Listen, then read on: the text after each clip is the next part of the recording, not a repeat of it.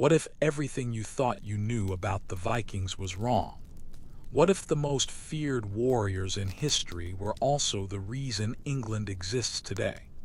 Before we get started, let me know in the comments who is your favorite Viking of all time, and don't forget to like and subscribe. On a summer morning over 1,000 years ago, dragon-prowed ships appeared on the horizon, and nothing would ever be the same.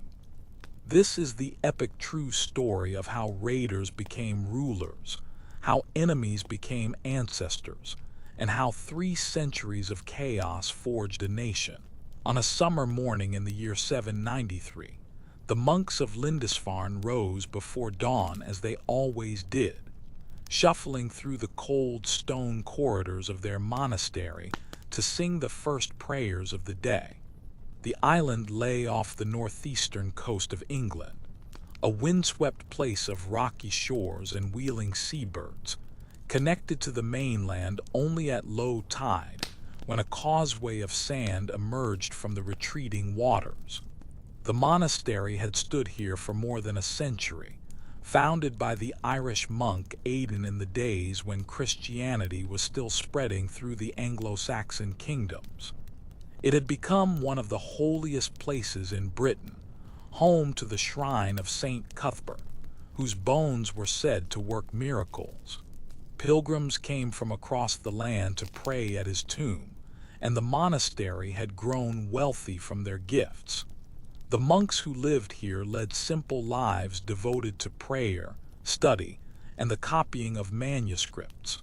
Their scriptorium produced illuminated gospels of extraordinary beauty, their pages adorned with intricate knotwork and fantastical creatures rendered in gold and brilliant colors. The Lindisfarne Gospels, created decades earlier, was among the treasures of Christendom, a masterpiece that visitors traveled hundreds of miles to see. On this particular morning, nothing seemed amiss.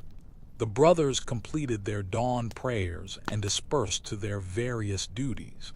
Some went to tend the sheep and cattle that grazed on the island's sparse pastures. Others returned to the scriptorium to continue their painstaking work of copying sacred texts. The abbot retired to his chambers to attend to the administrative business of running a great religious house.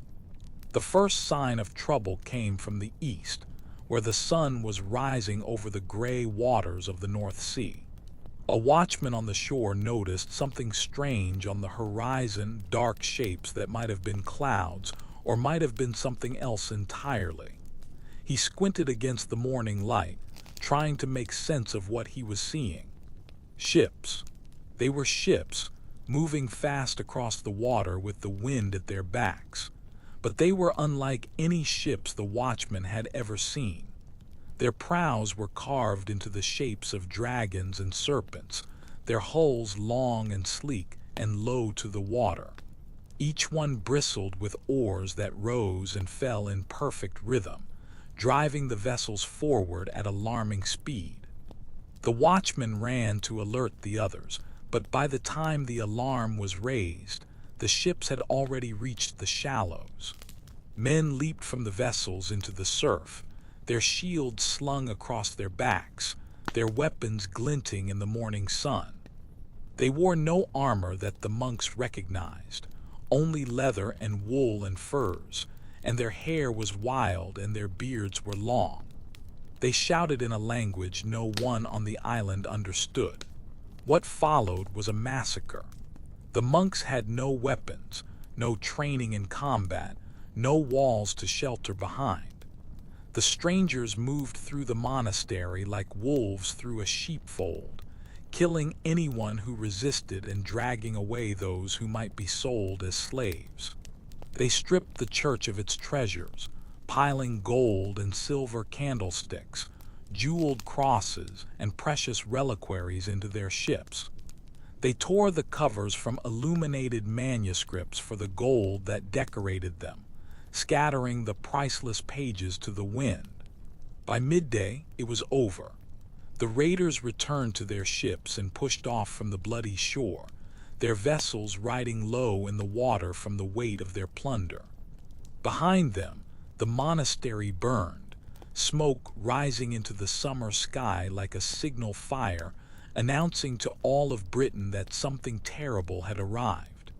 This was how the Viking Age began in England, with fire and blood on a holy island, with the desecration of everything the Christian Anglo-Saxons held sacred.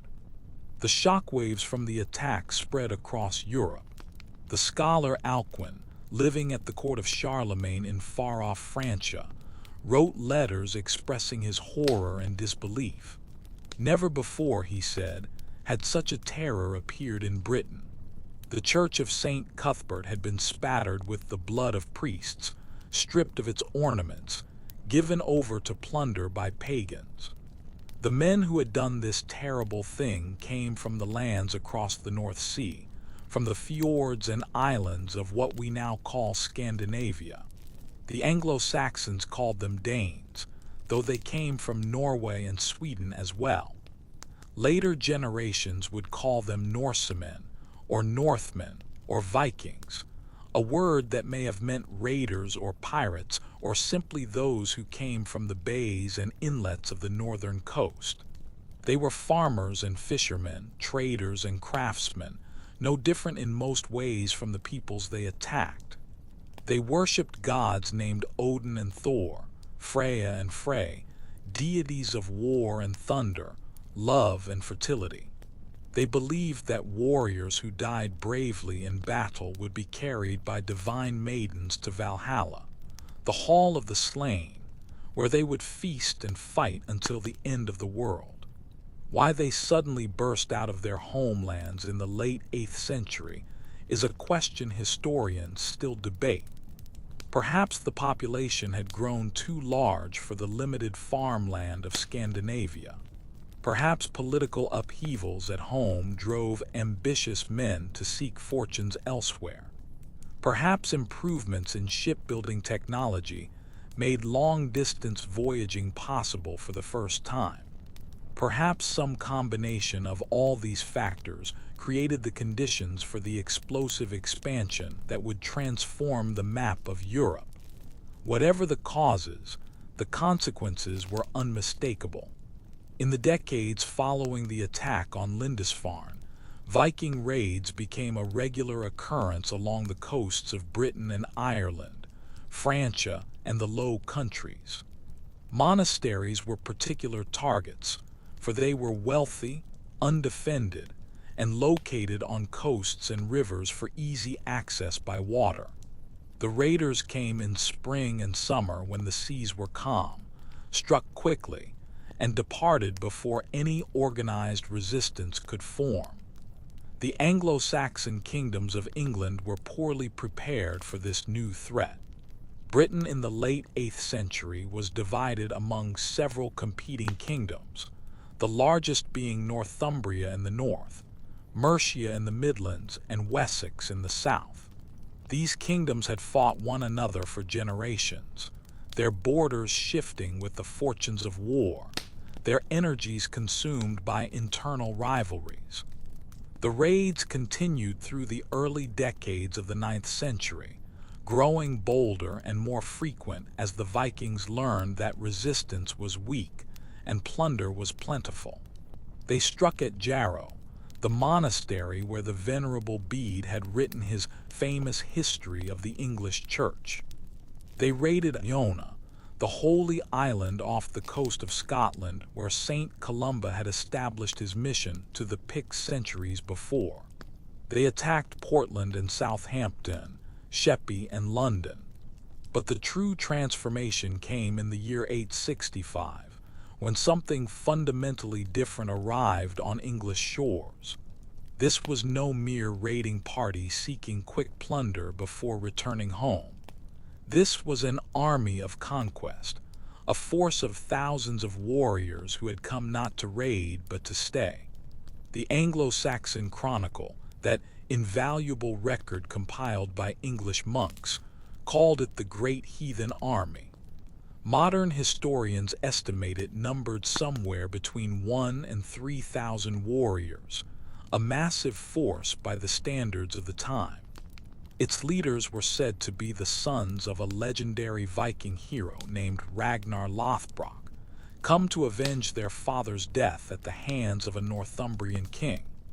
Whether this origin story is true or legendary, the reality of the invasion was undeniable.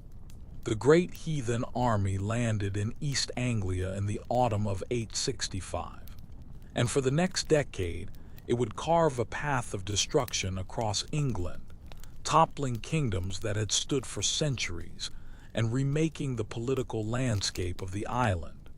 The invaders moved with strategic cunning, playing the English kingdoms against one another, accepting bribes to move on, then returning when defenses had relaxed. They understood that horses were essential for rapid movement across the English countryside, and they seized mounts wherever they could find them, transforming themselves from a naval force into a highly mobile land army. Northumbria fell first. The kingdom was weakened by civil war, two rival kings fighting for the throne while the Vikings watched and waited. When the Norse army marched north in 866, they captured the city of York with almost contemptuous ease.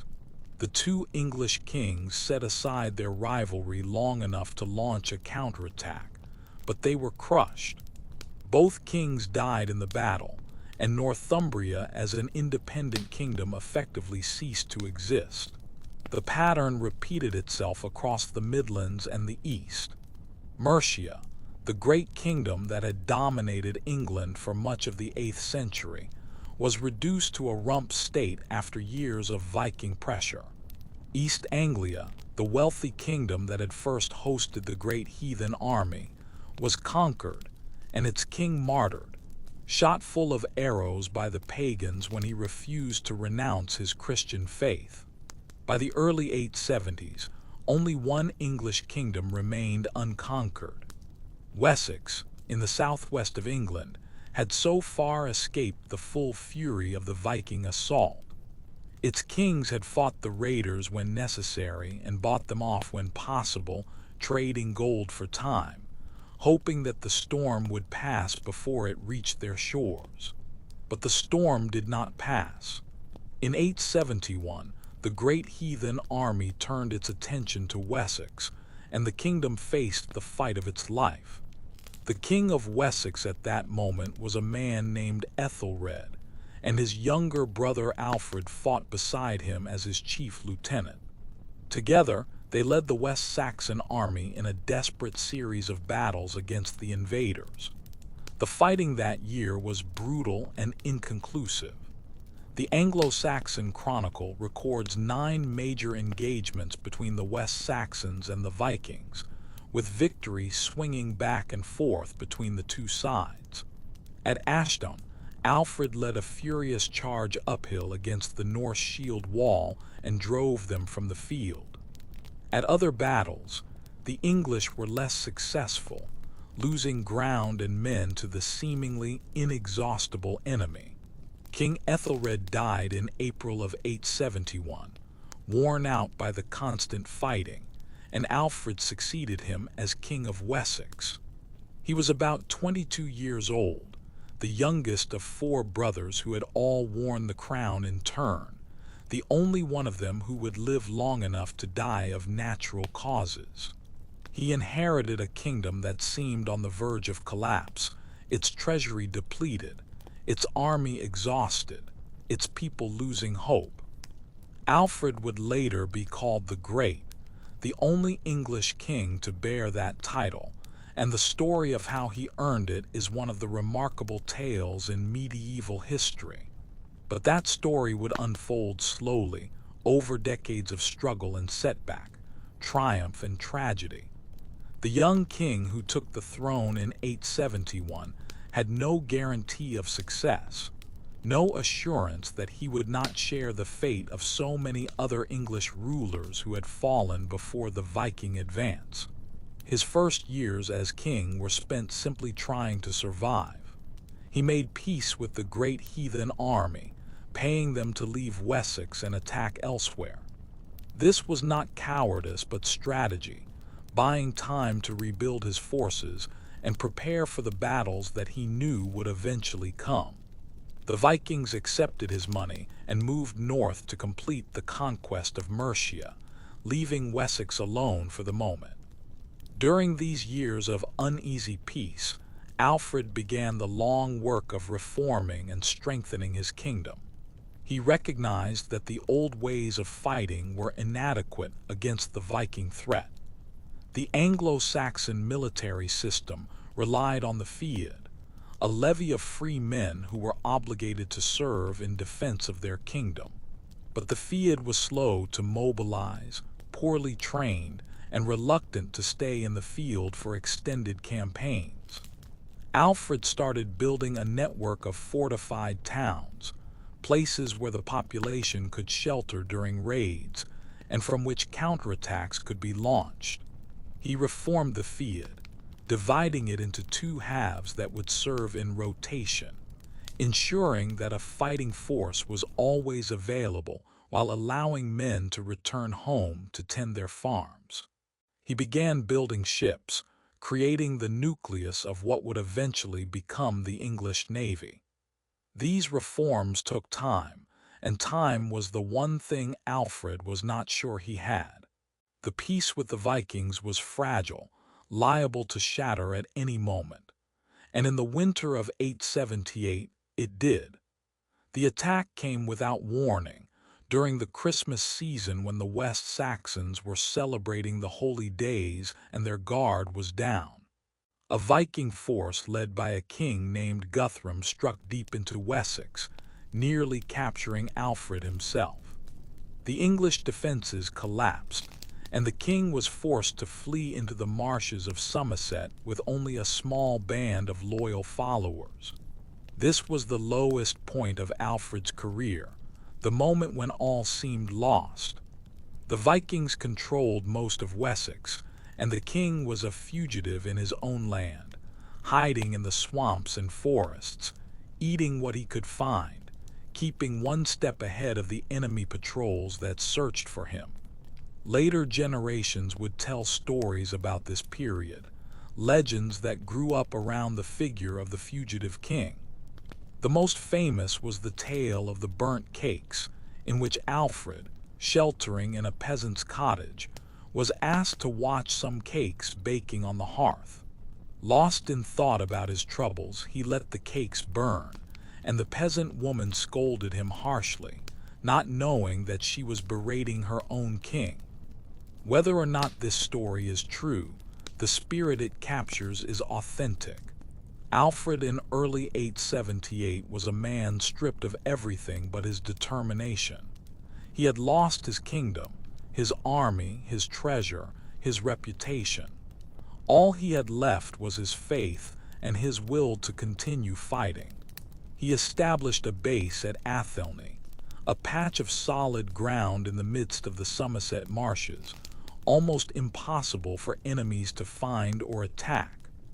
From this refuge, he began the slow work of gathering his forces, sending messages to his loyal followers, preparing for a counterstroke against the Vikings. The counterstroke came in May of 878. Alfred emerged from the marshes and summoned the Field of the Western Shires to meet him at a place called Egbert's Stone. The response was remarkable. Men who had thought their king was dead or fled came streaming in from across Wessex, ready to fight once more under his banner. The battle that followed at a place called Eddington was the turning point of Alfred's reign and arguably of English history. The two armies met on open ground, the English fighting on foot in their traditional shield wall, the Vikings doing the same. For hours the battle raged, neither side able to break the other, the casualties mounting on both sides. But the English held firm, and when the Vikings finally broke, they broke completely. Guthrum and his surviving warriors fled to their fortified camp at Chippenham, with Alfred in pursuit. The king surrounded the camp and settled in for a siege, cutting off all supplies and escape routes. After 2 weeks, the Vikings surrendered. The terms Alfred offered were surprisingly generous. Guthrum and his leading followers would accept baptism, becoming Christians. They would leave Wessex and settle in the lands they had already conquered in the north and east. There would be peace between the two peoples, a formal boundary dividing English territory from what came to be called the Danelaw. Guthrum accepted these terms. He was baptized with Alfred himself serving as his godfather, taking the Christian name Athelstan. The Viking king led his army out of Wessex and into East Anglia, where he would rule as a Christian king for the rest of his life. The Treaty of Wedmore, as this agreement came to be called, did not end the Viking threat to England. Other Norse armies would come in later years, and Alfred would spend the rest of his reign fighting them off. But the treaty marked a decisive shift in the conflict. For the first time, an English king had not merely survived a Viking onslaught but had defeated a major Norse army and forced its leader to come to terms. The years following Edington were devoted to consolidation and preparation. Alfred knew that the peace would not last forever, that more Vikings would come, that his kingdom needed to be ready to resist them. He accelerated the building of his network of fortified towns, called burhs, creating a defensive system that could respond quickly to any attack. These burhs were not merely military installations. They were planned towns, laid out on a grid pattern with streets and marketplaces, designed to attract settlers and encourage trade. Alfred understood that military strength depended on economic prosperity, that a kingdom needed wealth to maintain armies and build ships. The burhs would serve both purposes, providing defense against raiders while fostering the commercial activity that generated revenue. He also continued building his navy, constructing ships that were larger and faster than the Viking longships, designed specifically for the conditions of English coastal waters. These ships allowed him to intercept raiders before they could land, to patrol the coasts and river mouths where Vikings were most likely to strike. Beyond military reforms, Alfred devoted considerable energy to the revival of learning and culture in his kingdom. The Viking raids had devastated English intellectual life, destroying monasteries that had been centers of education, killing or dispersing the monks who preserved and transmitted knowledge. Alfred lamented that when he came to the throne, he could not think of a single priest south of the Humber who could understand the Latin of the services he performed. The king set out to remedy this situation with characteristic determination. He gathered scholars from wherever he could find them, from Mercia and Wales, from Francia, and even from as far as Rome. He established a court school where young nobles could learn to read and write. He commissioned translations of important Latin works into English, so that they would be accessible to people who did not know the language of the church. Most remarkably, Alfred undertook translations himself, working through texts by Gregory the Great, Boethius, Augustine, and others, rendering their Latin prose into the English vernacular. He was not content merely to translate, but added his own reflections and interpretations, creating works that were both faithful to their sources and distinctively his own. The Anglo-Saxon Chronicle, that indispensable record of English history, was compiled during his reign, probably at his direction. It provided a narrative framework for understanding English identity, a record of the struggles and achievements that had brought the nation to its current state. Future generations would continue the chronicle for centuries, but its foundation was laid in Alfred's time. Alfred died in October of 899, after a reign of nearly 3 decades. He was about 50 years old, worn out by a lifetime of warfare, administration, and scholarly labor. He was also suffering from a chronic illness that had afflicted him since his youth, possibly Crohn's disease or some similar condition, which caused him constant pain and digestive troubles. He left behind a kingdom transformed. Wessex was stronger and more unified than it had ever been, protected by its network of boroughs, defended by its reformed army and growing navy.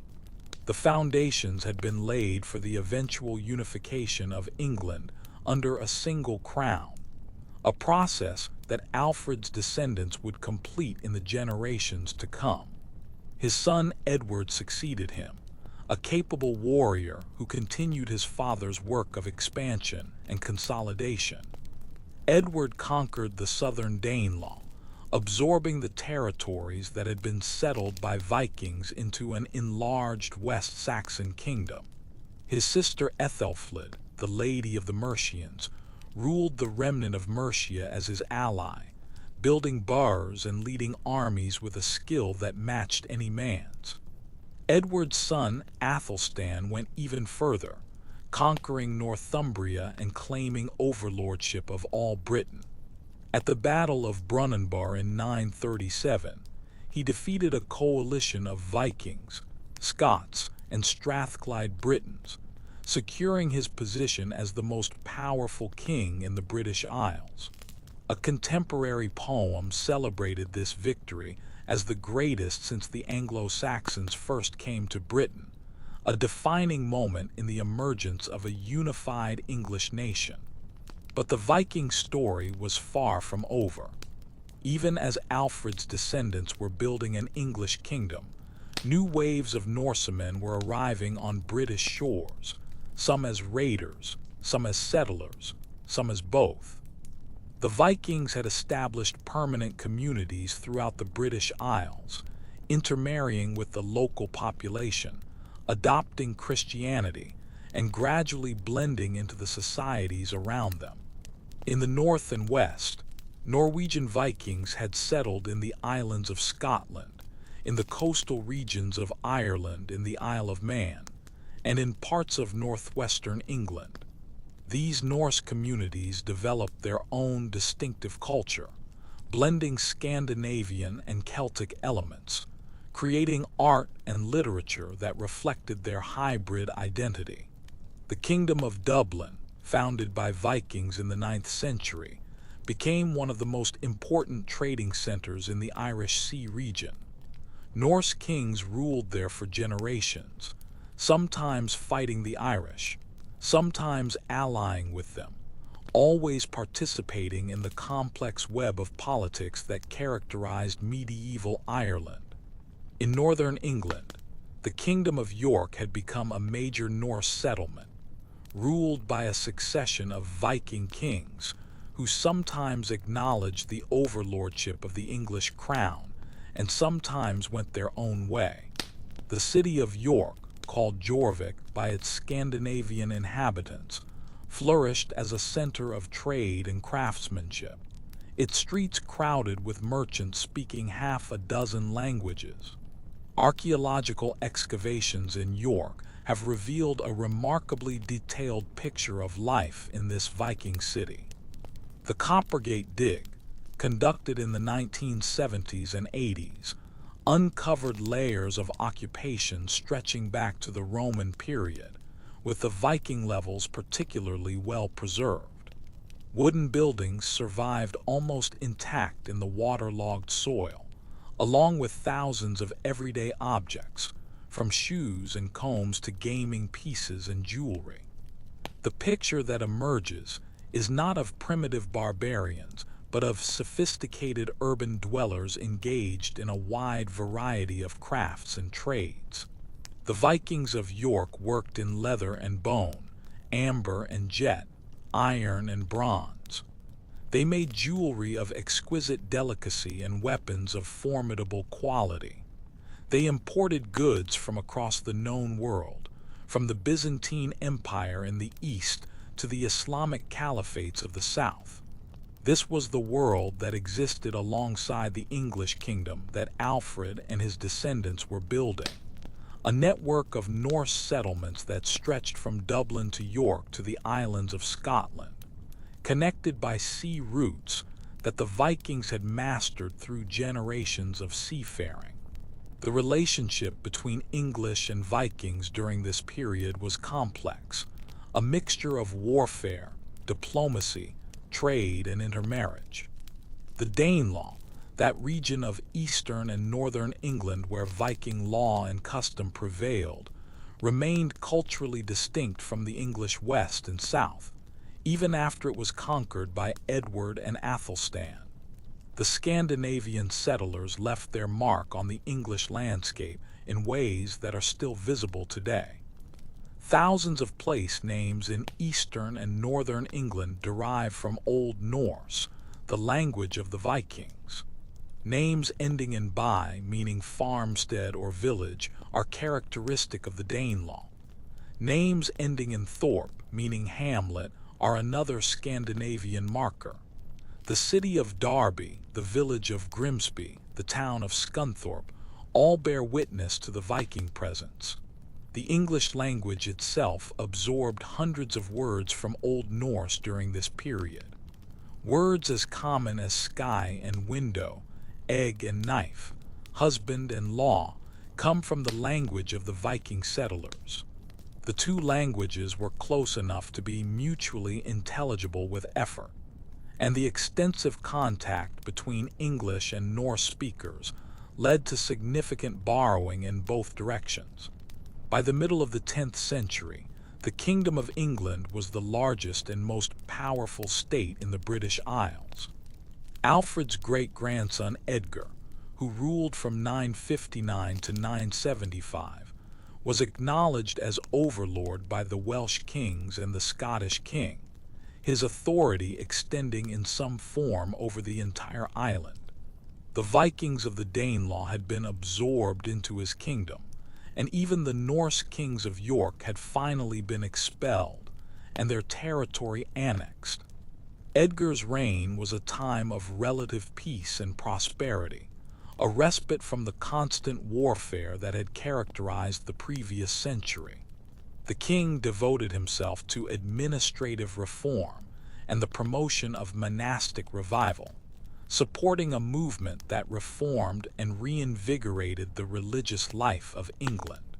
Great monasteries were founded or refounded, churches were built, and the spiritual life of the nation flourished. But the peace did not last. After Edgar's death, a succession crisis led to political instability, and within a generation, a new Viking threat emerged that would prove even more devastating than the first. The second wave of Viking attacks began in the 980s, raids that at first seemed like a return to the bad old days of hit-and-run plundering. But these new Vikings were different from their predecessors. They came from a Scandinavia that had been transformed during the intervening century, where powerful kingdoms had emerged in Denmark, Norway, and Sweden, where Christianity was spreading among the Norse peoples, where military technology and organization had become more sophisticated.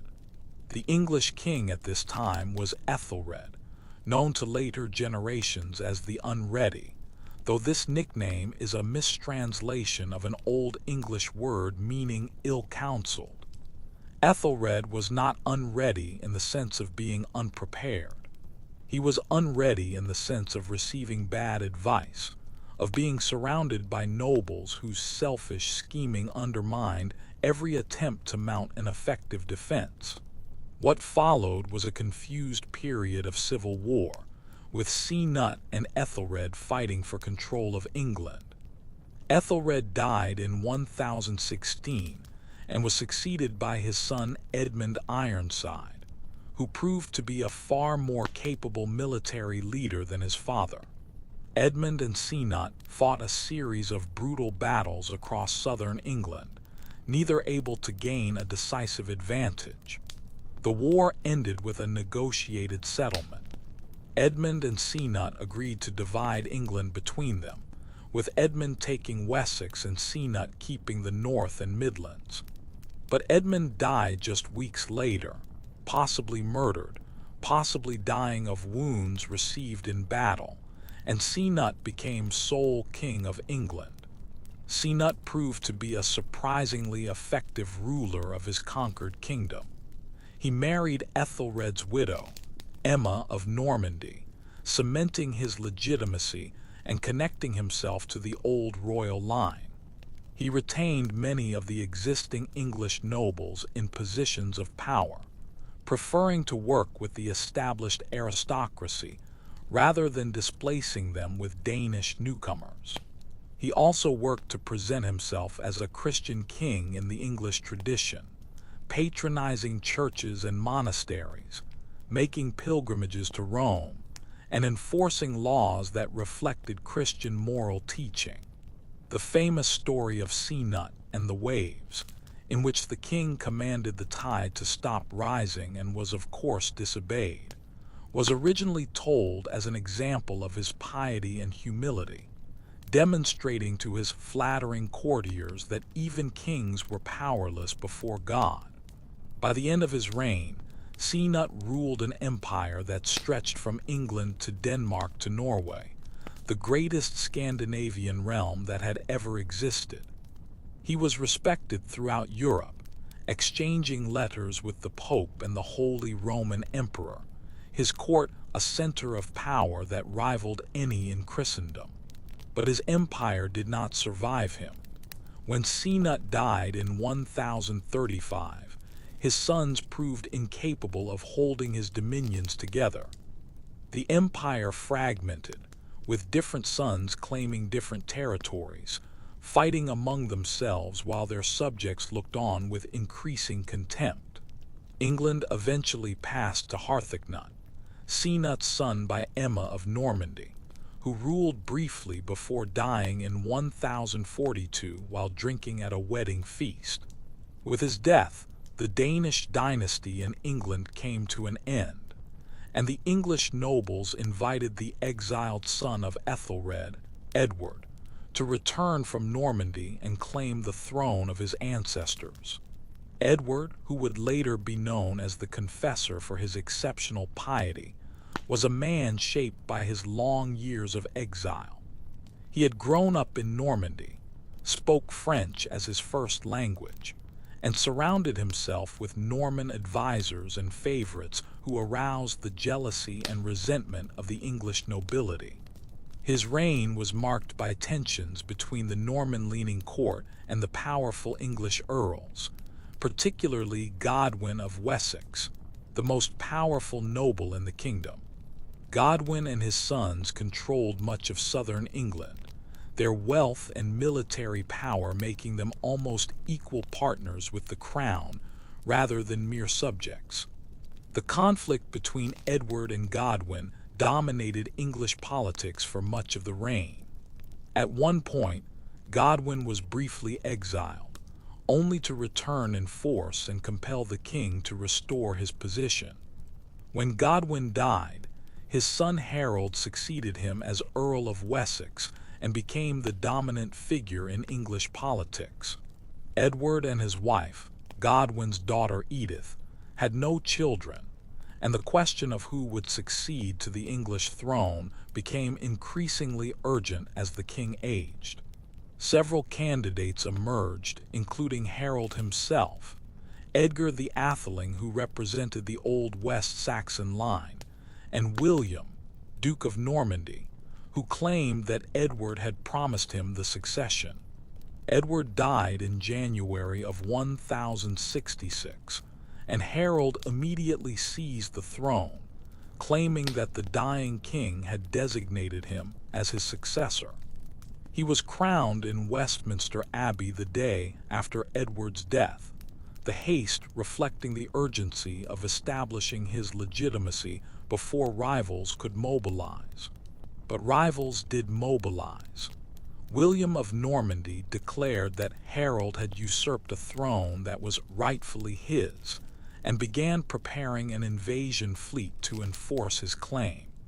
And from across the North Sea came an even more immediate threat, a Norwegian king named Harald Hardrada, who believed that he too had a claim to the English crown. The Norwegian claim went back to the agreements made between the Danish kings and the English throne. Harald Hardrada, whose nickname meant hard ruler, was one of the most formidable warriors of his age, a man who had spent years fighting as a mercenary in the service of the Byzantine emperor before returning north to claim the Norwegian throne. He landed in Yorkshire in September of 1066, leading a massive fleet of perhaps 300 ships. With him was Tostig, Harold's estranged brother, who had his own grievances against the English king and was willing to ally with a foreign invader to pursue them. Harold received news of the Norwegian landing while he was in the south, waiting for William's expected invasion. He reacted with remarkable speed, gathering his army and marching north at a pace that seems almost incredible, covering nearly 200 miles in just 4 or 5 days. The Norwegians had defeated an English force at Fulford near York, and were waiting at Stamford Bridge to receive hostages from the city. They were not expecting Harold's army, and when the English appeared on the opposite bank of the river, the Vikings were caught completely by surprise. The battle that followed was one of the bloodiest of the age. The Norwegians fought with desperate courage, but they had been caught without their armor, which was still on their ships. Harald Hardrada himself fell early in the fighting, struck in the throat by an arrow. Tostig took command, but he too was killed as the English overwhelmed the Norwegian position. By the end of the day, the Norwegian army had been virtually annihilated. Of the 300 ships that had brought them to England, only 24 were needed to carry the survivors home. Harald Hardrada's dreams of an English crown died with him on the field of Stamford Bridge. Harold had won a tremendous victory, but he had no time to savor it. Just 3 days after Stamford Bridge, William of Normandy landed on the south coast of England, his invasion fleet having finally found favorable winds to cross the English Channel. The English king turned his exhausted army around and marched south again, covering the ground even faster than he had on the way north. By October 13th, he had reached the area near Hastings, where William's army was camped. The Battle of Hastings took place on October 14th, 1066. It was a close-fought engagement, the English fighting on foot in their traditional shield wall, the Normans attacking with cavalry and archers. For most of the day, neither side could gain a decisive advantage. The turning point came late in the afternoon. Whether by accident or design, the Norman cavalry appeared to break and flee, and some of the English left their strong position on the hilltop to pursue them.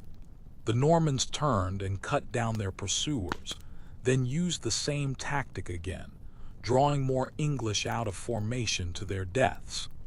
Harold himself fell as the day was ending, traditionally said to have been shot through the eye with an arrow, though the evidence for this famous detail is not conclusive. With the king dead, the English army broke and fled. William had won.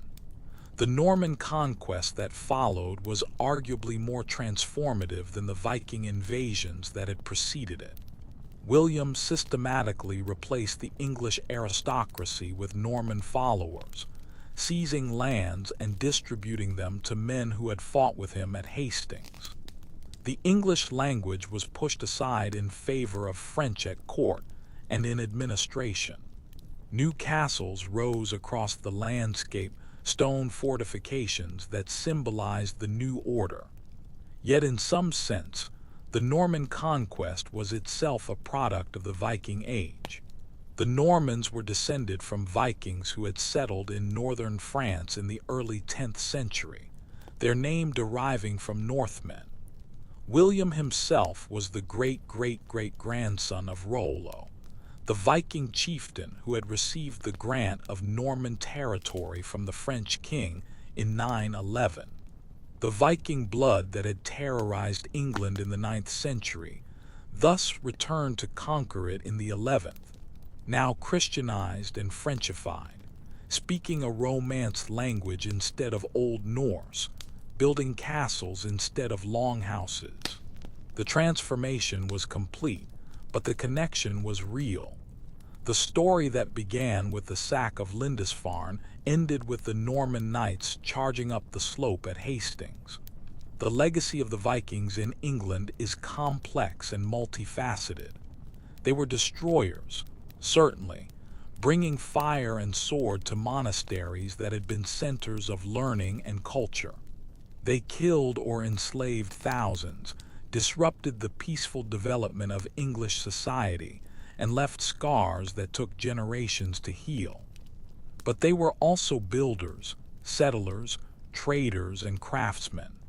The cities they founded or expanded, York and Dublin and Lincoln, became important centers of commerce and culture.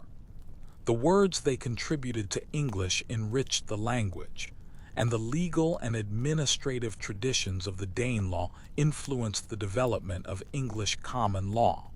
The Viking Age in England lasted roughly 3 centuries, from the raid on Lindisfarne in 793 to the Norman conquest in 1066. In that time, the political geography of the British Isles was repeatedly redrawn, kingdoms rose and fell, and the peoples who inhabited these islands were transformed by contact, conflict, and intermarriage. By the end of this period, England was a unified kingdom, forged in the crucible of Viking invasion and resistance. The descendants of Alfred had built a state that could survive even the trauma of Norman conquest, its institutions and traditions providing continuity despite the change of ruling dynasty. The English nation that emerged from this process was stronger and more resilient than anything that had existed before. The Vikings themselves were transformed as well. The raiders who had worshipped Odin and Thor became Christians, their descendants building churches on the sites where their ancestors had plundered monasteries.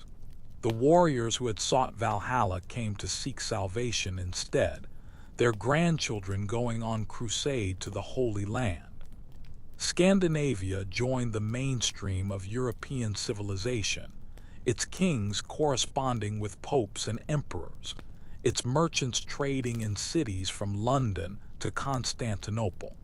The wild energy that had driven the Viking expansion was channeled into new forms, expressed through the building of kingdoms and the conversion of souls rather than through plunder and conquest. The longships that had once struck terror into coastal communities throughout Europe became symbols of a romantic past, celebrated in saga and song.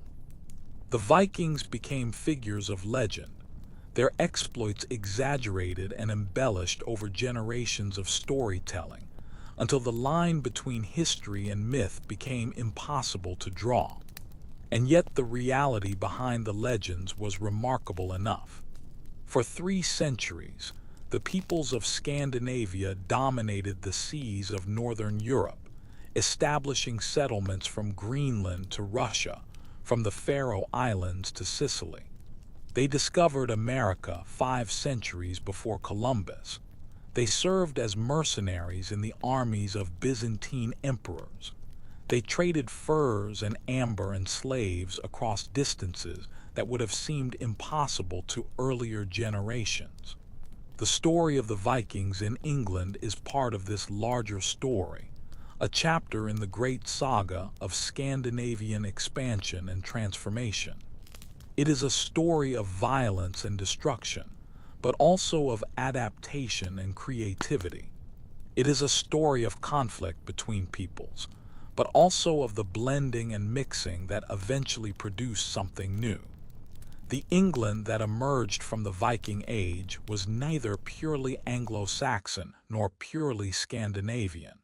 It was a hybrid, a synthesis of the two traditions that had fought and mingled for 3 centuries. This hybrid character would persist through the Norman period and beyond, contributing to the distinctive culture that would eventually spread across the world with the expansion of the British Empire. When we look at modern England, we see the traces of this Viking heritage everywhere, in the place names on the map, in the words we use every day, in the genetic heritage of the population. The Vikings did not merely pass through English history. They became part of it, woven into the fabric of national identity in ways that can never be fully disentangled. The story of the Vikings in England is thus not merely a tale of invasion and conquest. It is a tale of how peoples meet and clash and eventually merge, how cultures are destroyed and created, how the violent encounters of history produce unexpected results. It is a tale that speaks to our own time as well as to the past, reminding us that the boundaries between peoples are never as fixed as they seem, that identity is always in flux, that the future is shaped by encounters we cannot predict or control. The monks of Lindisfarne could not have imagined, on that terrible morning in 793, that the descendants of their attackers would one day build churches across England, would contribute words to the English language, would intermarry with the local population, until their blood flowed in millions of veins. They saw only destruction and death, the end of everything they knew and loved. But history has a way of transforming destruction into creation, of finding new beginnings in apparent endings. The Viking Age was a time of tremendous upheaval, but it was also a time of tremendous change, and change, however painful, is the source of all progress. The England that emerged from this crucible was stronger, more unified, more cosmopolitan than what had existed before. This is the lesson of the Viking story, if it has a lesson. That history is not a simple tale of good and evil, of heroes and villains. It is a complex web of causes and consequences, of actions and reactions, of unintended outcomes and unexpected connections. The raiders who sought only plunder became the founders of new communities. The warriors who destroyed monasteries became the patrons of churches. The pagans who mocked the Christian God became the ancestors of crusaders. And perhaps this is the most remarkable thing of all, that human beings, despite all their capacity for violence and destruction, also possess a capacity for adaptation and reconciliation. That enemies can become neighbors, that strangers can become kin, that the wounds of history can eventually heal. Not easily, not quickly, not without pain and loss, but eventually. The Vikings came to England as invaders, and they stayed as settlers, and in time they became simply English, their separate identity absorbed into the larger whole. This process took centuries and was never complete, but it happened, as such processes always happen when peoples live side by side long enough, and it produced something richer and more complex than either culture could have been on its own. As night falls and sleep approaches, let the images of this long story settle into the quiet places of the mind. The longships on the gray sea, their dragon prows cutting through the waves, the smoke rising from burning monasteries, the prayers of monks silenced forever, the clash of shields on the battlefield, the cries of warriors in the fog of combat, but also the more peaceful images that followed. The Viking farmer plowing his fields in Yorkshire, his children learning to speak English. The Norse merchant in York, trading amber for silver, his goods flowing through networks that span the known world. the Scandinavian craftsman at his bench fashioning jewelry that blended Norse and Celtic designs, creating beauty from the encounter of cultures.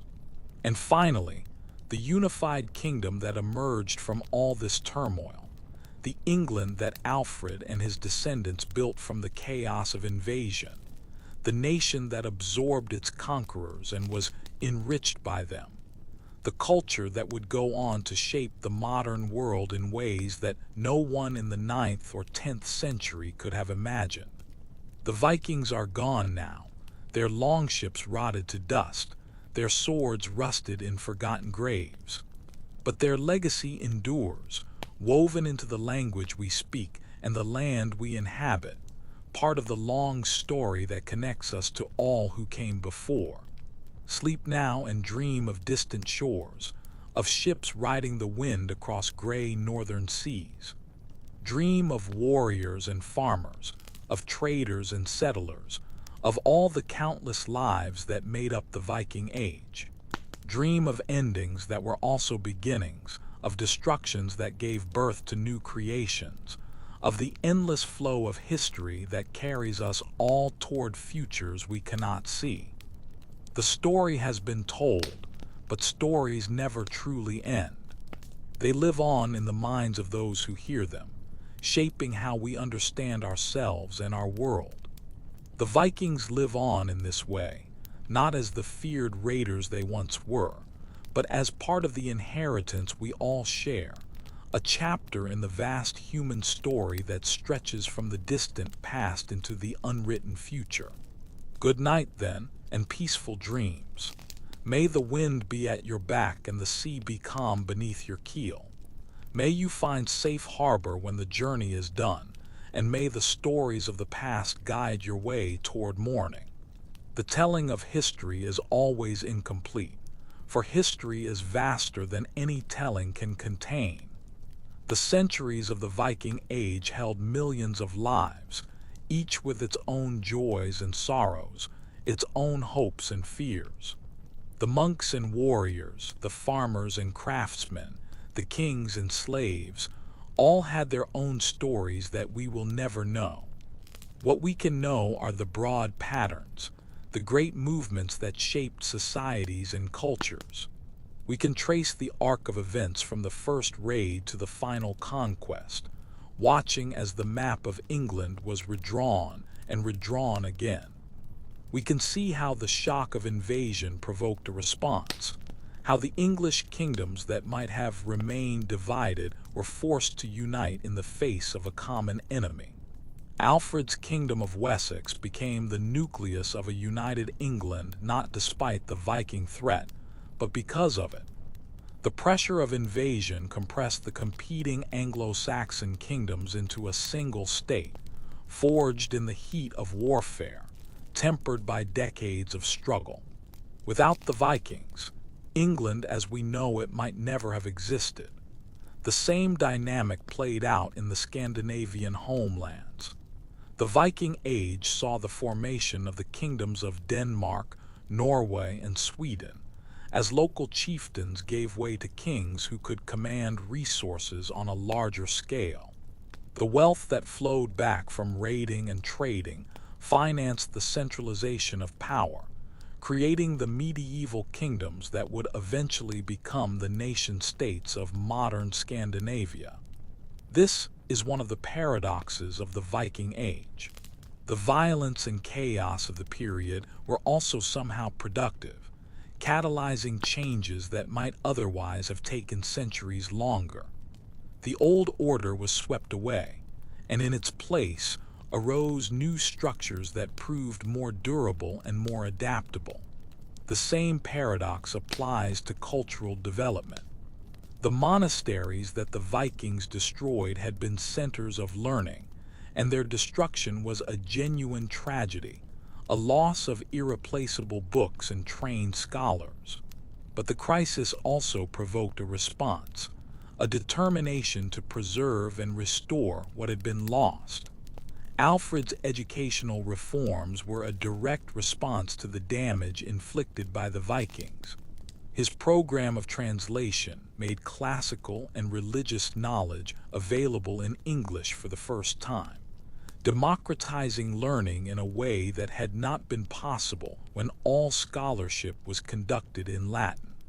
The Anglo-Saxon Chronicle, that invaluable historical record, was commissioned in his reign as a way of asserting English identity in the face of foreign domination. The monasteries that were refounded in the 10th century were in some ways stronger than their predecessors, reformed according to stricter rules, supported by kings who saw them as bulwarks of both religious faith and national identity. The trauma of destruction had been transmuted into a renewed commitment to preservation and education. This pattern of destruction and renewal, of crisis and response, is perhaps the most enduring lesson of the Viking Age. It suggests that human societies are more resilient than they sometimes appear, that apparent catastrophes can become catalysts for positive change, that the worst moments of history can give way to unexpected recoveries. This is not to minimize the suffering that the Viking raids inflicted. For the monks who were killed at Lindisfarne, for the villagers who were enslaved and carried off to foreign lands, for all the countless victims of Viking violence, there was no silver lining, no consolation in the thought that future generations might benefit from their pain. History is full of such suffering, and we should not pretend otherwise. The story of the Viking Age is in part a story of tremendous cruelty, of the strong preying upon the weak, of violence unleashed without restraint or mercy. The romantic image of the Viking as a noble warrior obscures this darker reality. But history is also full of resilience, of communities rebuilding after disaster, of cultures adapting to new circumstances, of human beings finding ways to go on despite everything. The story of the Viking Age is also a story of survival and adaptation, of peoples learning to live with each other despite their differences, of enemies becoming neighbors and eventually kin. Both stories are true. Both deserve to be remembered. And perhaps the most honest telling of history is one that acknowledges both the darkness and the light, that refuses to simplify the complexity of human experience into easy moral lessons. The Vikings were not heroes or villains, any more than any other people in history. They were human beings, with all the capacity for both good and evil that humanity contains. They did terrible things, and they also did remarkable things. They destroyed cultures, and they created cultures. They ended lives, and they began new ones. This is the truth of history, uncomfortable as it may be. There are no simple stories, no clear-cut moralities. There are only the endless complications of human existence, the tangled web of cause and consequence that binds us all together across the centuries. And yet we tell stories anyway, because stories are how we make sense of the chaos. We select and arrange, we emphasize and omit, we shape the raw material of the past into narratives that help us understand who we are and where we came from.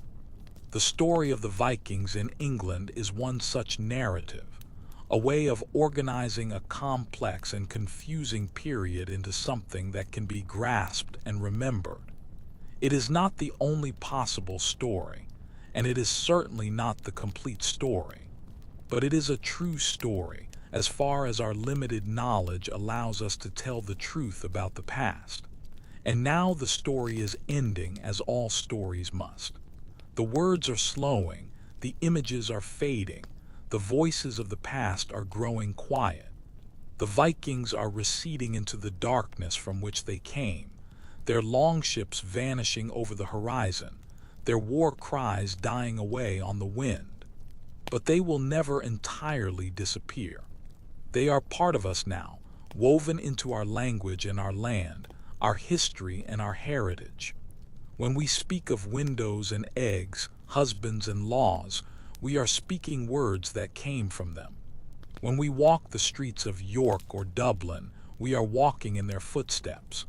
When we look in the mirror, some of us are seeing faces that carry echoes of theirs. This is how the past lives on, not as a dead thing preserved in books, but as a living presence that shapes who we are. The Vikings are gone, but we are their legacy. Every generation inherits the world that previous generations made and remakes it in turn for those who come after. And so the story continues, beyond the frame of any particular telling. The end of the Viking Age was also the beginning of something new, the medieval world that would flourish for another 5 centuries, the Renaissance that would follow, the modern era that we inhabit now. Each of these periods had its own stories, its own heroes and villains, its own catastrophes and triumphs. Each built upon what came before, sometimes deliberately, sometimes unconsciously. The thread of history runs through all of them, connecting past to present to future in an unbroken chain.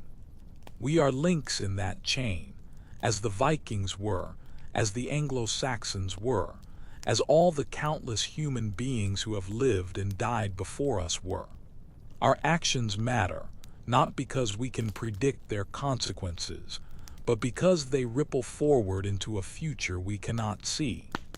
This is perhaps the final lesson of the Viking story, if it has a final lesson, that we are all part of something larger than ourselves, a story that began before we were born and will continue after we are gone. That our choices, however small, become part of the great flow of history. That we are both shaped by the past and shapers of the future. The Vikings who set out from Scandinavia in their longships could not have known what their voyages would lead to. They sought only adventure and plunder, fame and fortune. They could not have imagined that their raids would provoke the unification of England, that their settlements would reshape the culture of the British Isles, that their descendants would conquer England again from Normandy 3 centuries after the first attacks. And yet all of this happened, as history always happens, through the accumulated choices of countless individuals, each pursuing their own goals, none seeing the larger pattern of which they were part. We too are part of patterns we cannot see, making choices whose consequences will only become clear to future generations. This is both humbling and empowering. Humbling because we cannot control the future any more than the Vikings could. Empowering because we matter, because our actions become part of the story that future generations will inherit. The night is deep now, and sleep is calling. Let go of the words and the images, the names and the dates. Let the story settle into the quiet places of the mind, where it will rest and grow and become part of who you are. The Vikings came and the Vikings went, and England endured and was transformed. This is the story, and now the story is yours. Good night. In the gray light of a northern morning, long before the raids began, the world of Scandinavia was a place of fjords and forests, of small communities clinging to the edges of a harsh and beautiful land. The people who lived there were farmers and fishermen, hunters and traders, living much as their ancestors had lived for generations beyond counting. The land was poor by the standards of more southerly regions. The growing season was short, the winters were long and dark, and the amount of arable land was limited by mountains and glaciers that covered much of the terrain. Families scraped their living from thin soil and cold seas, supplementing their diet with whatever the land and water could provide. But the sea was also an opportunity.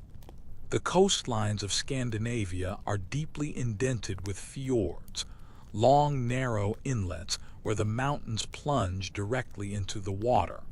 From earliest times, The peoples of this region were sailors, using boats to travel between settlements that might be separated by impassable terrain on land, but connected by navigable water. Over centuries, they developed shipbuilding techniques that were perfectly adapted to their environment. The Viking longship, that icon of the age, was the culmination of generations of experimentation and refinement. It was shallow-drafted, allowing it to navigate rivers and coastal waters that deeper vessels could not enter. It was light enough to be portaged overland when necessary. It was fast and seaworthy, capable of crossing the open ocean in conditions that would have terrified sailors from gentler climates. The longship was also flexible, literally. Its hull was clinker-built, with overlapping planks fastened to a frame by iron rivets, allowing it to bend and flex with the waves rather than fighting them. This made the ship more durable and more comfortable in rough seas, able to absorb stresses that would have broken a more rigid vessel apart. The design of these ships was the product of countless small improvements over time, each generation of builders learning from the successes and failures of their predecessors.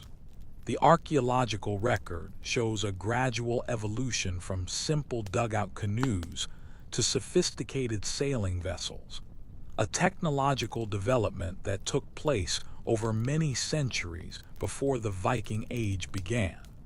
By the late 8th century, Scandinavian shipbuilding had reached a level of excellence that made long-distance voyaging practical. Ships could cross the North Sea in favorable conditions in just a few days, carrying crews of warriors who could disembark, raid a coastal settlement, and be gone before any organized defense could respond. This was the technological foundation of the Viking Age. Without the longship, the raids would not have been possible. The monks of Lindisfarne had no warning of the approaching danger because the Vikings arrived by sea, bypassing the overland routes that might have given advance notice of their coming. But technology alone does not explain why the raids began when they did. The longship had existed for generations before 793. The targets had been vulnerable for just as long. Something must have changed in Scandinavian society to precipitate the sudden explosion of outward expansion. Historians have proposed many explanations. Some point to population pressure, suggesting that the limited resources of Scandinavia could no longer support a growing population, forcing excess sons to seek their fortunes elsewhere.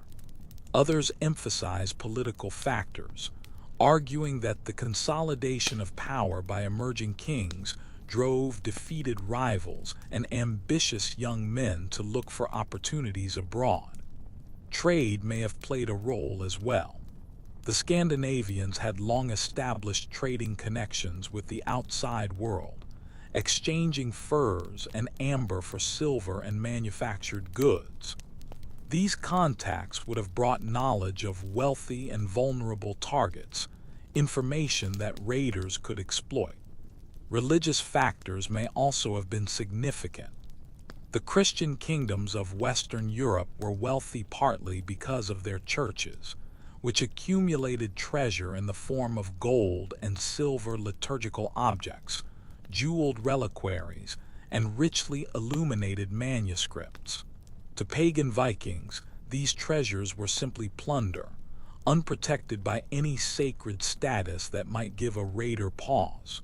Whatever the causes, the effect was dramatic. Within a generation of the Lindisfarne raid, Viking ships were appearing along coastlines throughout northwestern Europe, striking at targets from Ireland to the Mediterranean. The age of isolation was over. The peoples of Scandinavia had burst upon the wider world, and nothing would ever be quite the same again. The earliest raids were opportunistic affairs, small groups of ships seeking easy targets and quick returns. The The raiders would appear without warning, overwhelm any local resistance, seize whatever valuables they could carry, and disappear before help could arrive. It was a strategy that required speed, surprise, and ruthlessness, all of which the Vikings possessed in abundance. The monasteries were natural targets for these early raids. They were often located on islands or coastal promontories, sites chosen for their spiritual significance, but which also happened to be easily accessible by sea. They were wealthy, accumulating donations from generations of pious benefactors, and they were undefended, their inhabitants dedicated to prayer rather than warfare. The psychological impact of these raids was enormous. The monasteries were not merely wealthy institutions. They were sacred spaces, believed to be protected by God and the saints. The violence inflicted upon them was a violation of everything the Christian society of the time held holy. Alcuin's letters convey the shock that the Lindisfarne raid produced throughout Christendom. Here was a place that had been inviolate for 3 centuries, the resting place of a saint whose miracles were known throughout the land, reduced to smoking ruins by pagans who feared neither God nor man. If such a place could fall, what could be safe? The trauma of the raids was compounded by the theological questions they raised. Why had God allowed his servants to be slaughtered, his temples to be desecrated, his treasures to be carried off by unbelievers? The standard answer was that the Vikings were divine punishment for the sins of the Christians, a scourge sent by God to chastise his wayward people. This interpretation shaped the Christian response to the Viking threat in complex ways. On one hand, it encouraged repentance and moral reform, as people sought to appease the divine wrath they believed had brought the raiders upon them. On the other hand, it could foster a kind of fatalism, a sense that resistance was futile against an enemy who was merely an instrument of God's will. The practical response was more varied. Some communities tried to buy off the raiders, offering tribute in exchange for being left alone. Others attempted to fortify their settlements, building walls and towers that might discourage attack or at least provide shelter during a raid. Still others relocated, moving monasteries and villages inland where they would be harder for seaborne raiders to reach. The effectiveness of these responses varied. Tribute sometimes worked in the short term, but it could also encourage further raids by demonstrating that the target was both wealthy and unwilling to fight. Fortifications helped, but they were expensive to build and maintain, and a determined attacker could usually find a way around them. Relocation disrupted communities and economies, and it could not protect against raiders who were willing to travel overland. The fundamental problem was that the Viking raids represented a new kind of threat, one that the existing defensive systems were not designed to meet. Anglo-Saxon England was organized to defend against invasion by rival kingdoms, enemies who would march armies along predictable routes and fight set-piece battles that could be won or lost. The Vikings fought differently, appearing suddenly from the sea, striking quickly, and vanishing before any response could be organized. Meeting this threat required new approaches to defense, new ways of organizing military resources, new strategies and tactics. The development of these new approaches took time, and in the meantime, the Vikings had the advantage. The transition from raiding to settlement marked a new phase in the Viking presence in England. The great heathen army that arrived in 865 was not simply a larger version of the raiding parties that had come before. It was an army of conquest, seeking not merely plunder but land. This shift reflected changes in Scandinavian society. As more Vikings sought opportunities abroad, the competition for targets intensified.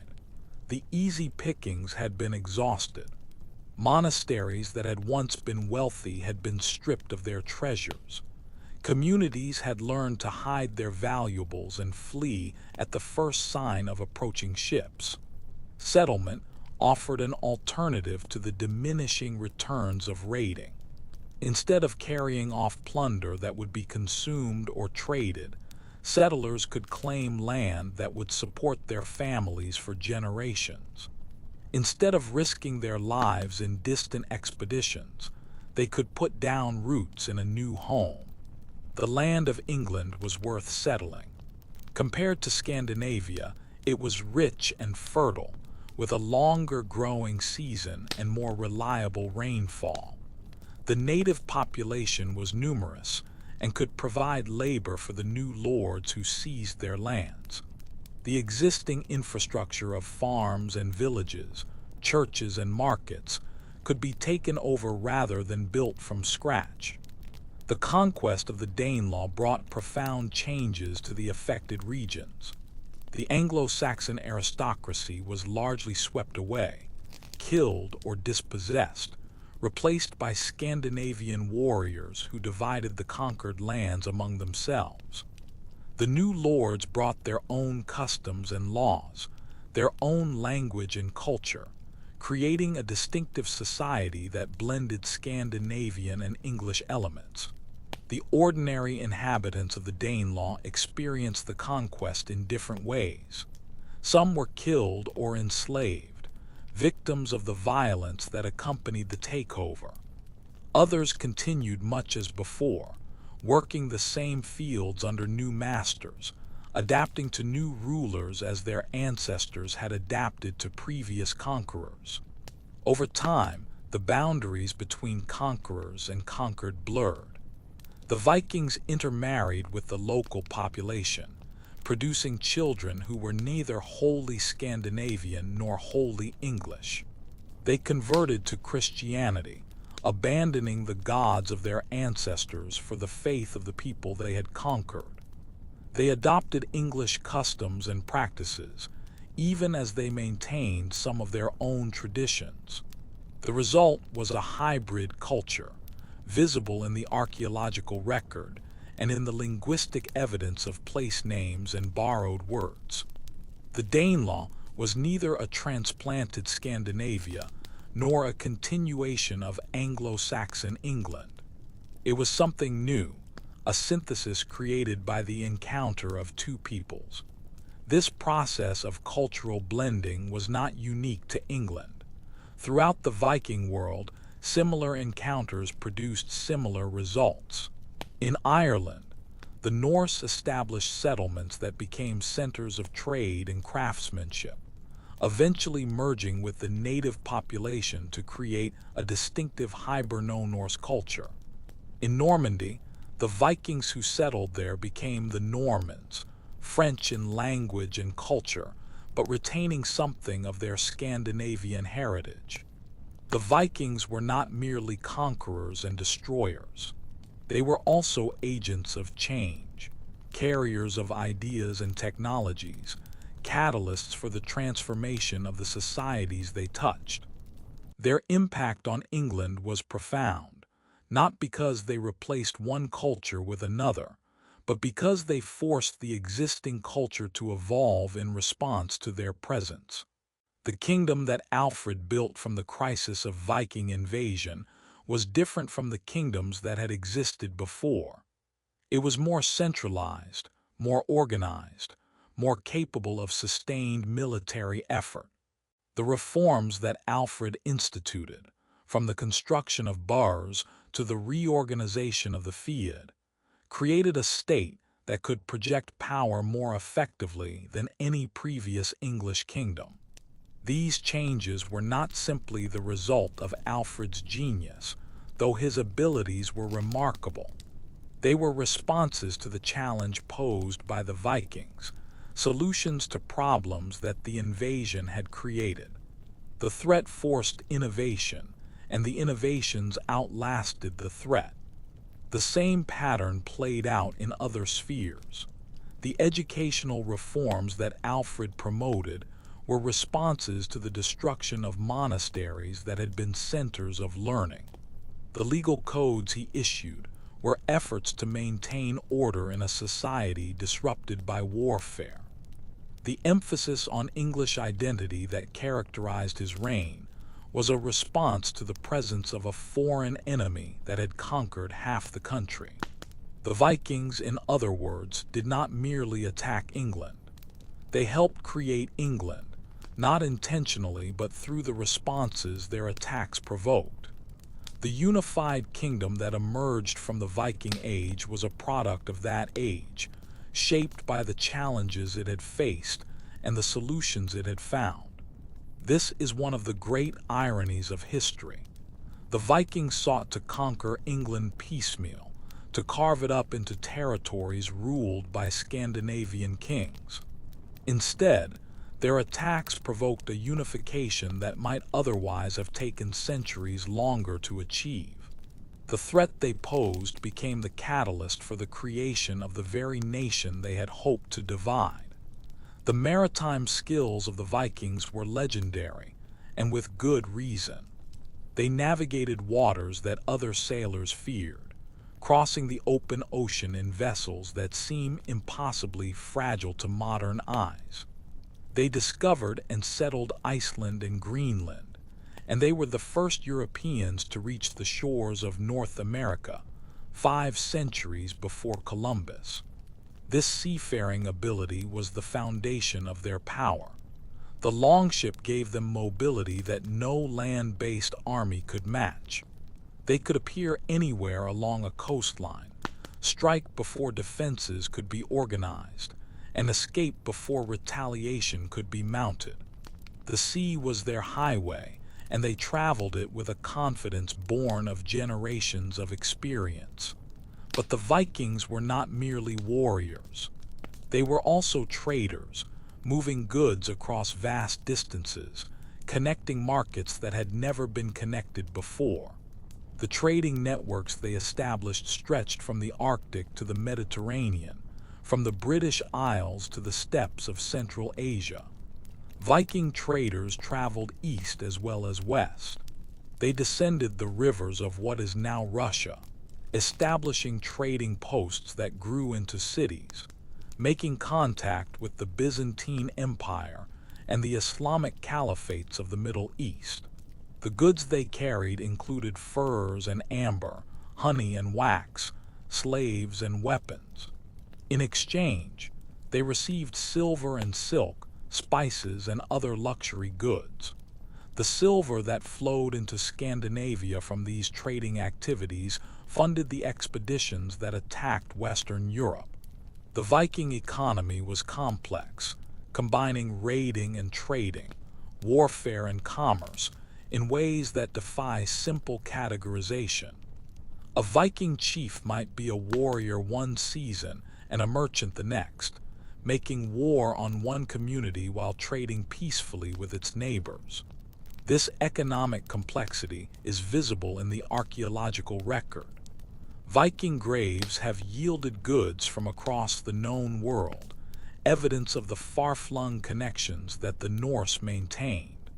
Coins minted in England, in Francia, in the Byzantine Empire, in the Islamic world, all turn up in Scandinavian hoards, testimony to the wealth that flowed through Viking hands. The cities that the Vikings founded or expanded became nodes in these trading networks. Dublin and York, Hedeby and Birka, Novgorod and Kiev, all owed their prosperity to their positions on Viking trade routes. These were cosmopolitan places, where merchants from many lands gathered to exchange goods, where different languages and cultures mingled in busy marketplaces. The cultural exchanges that took place in these cities were as important as the economic ones. Ideas and technologies traveled along the trade routes, spreading innovations from one society to another.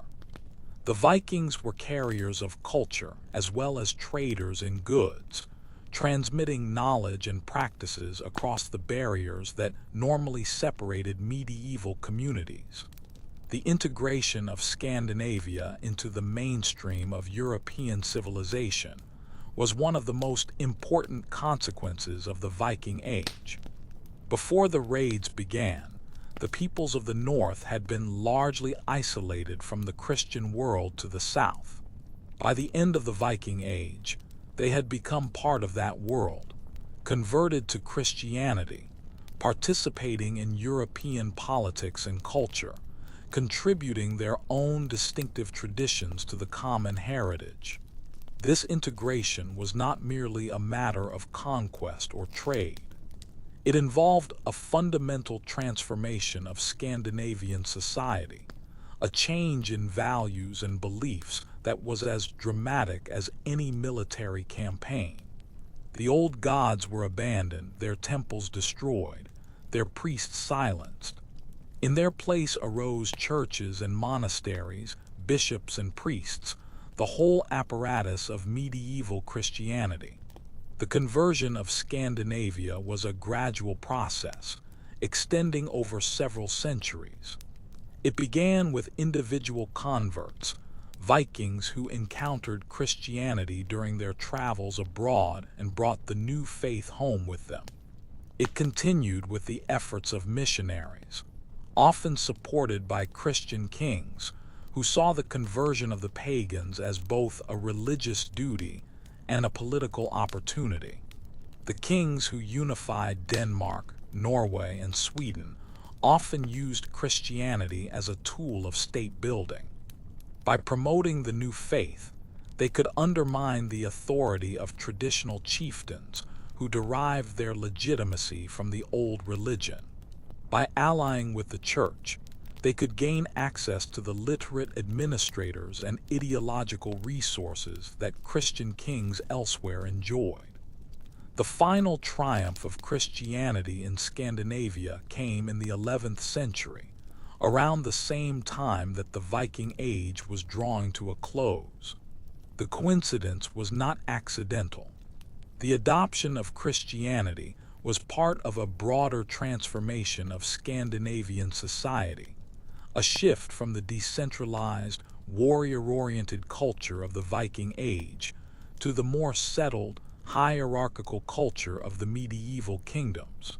The Vikings who raided Lindisfarne in 793 were pagans, worshippers of Odin and Thor, believers in a cosmos that was harsh and violent and ultimately doomed.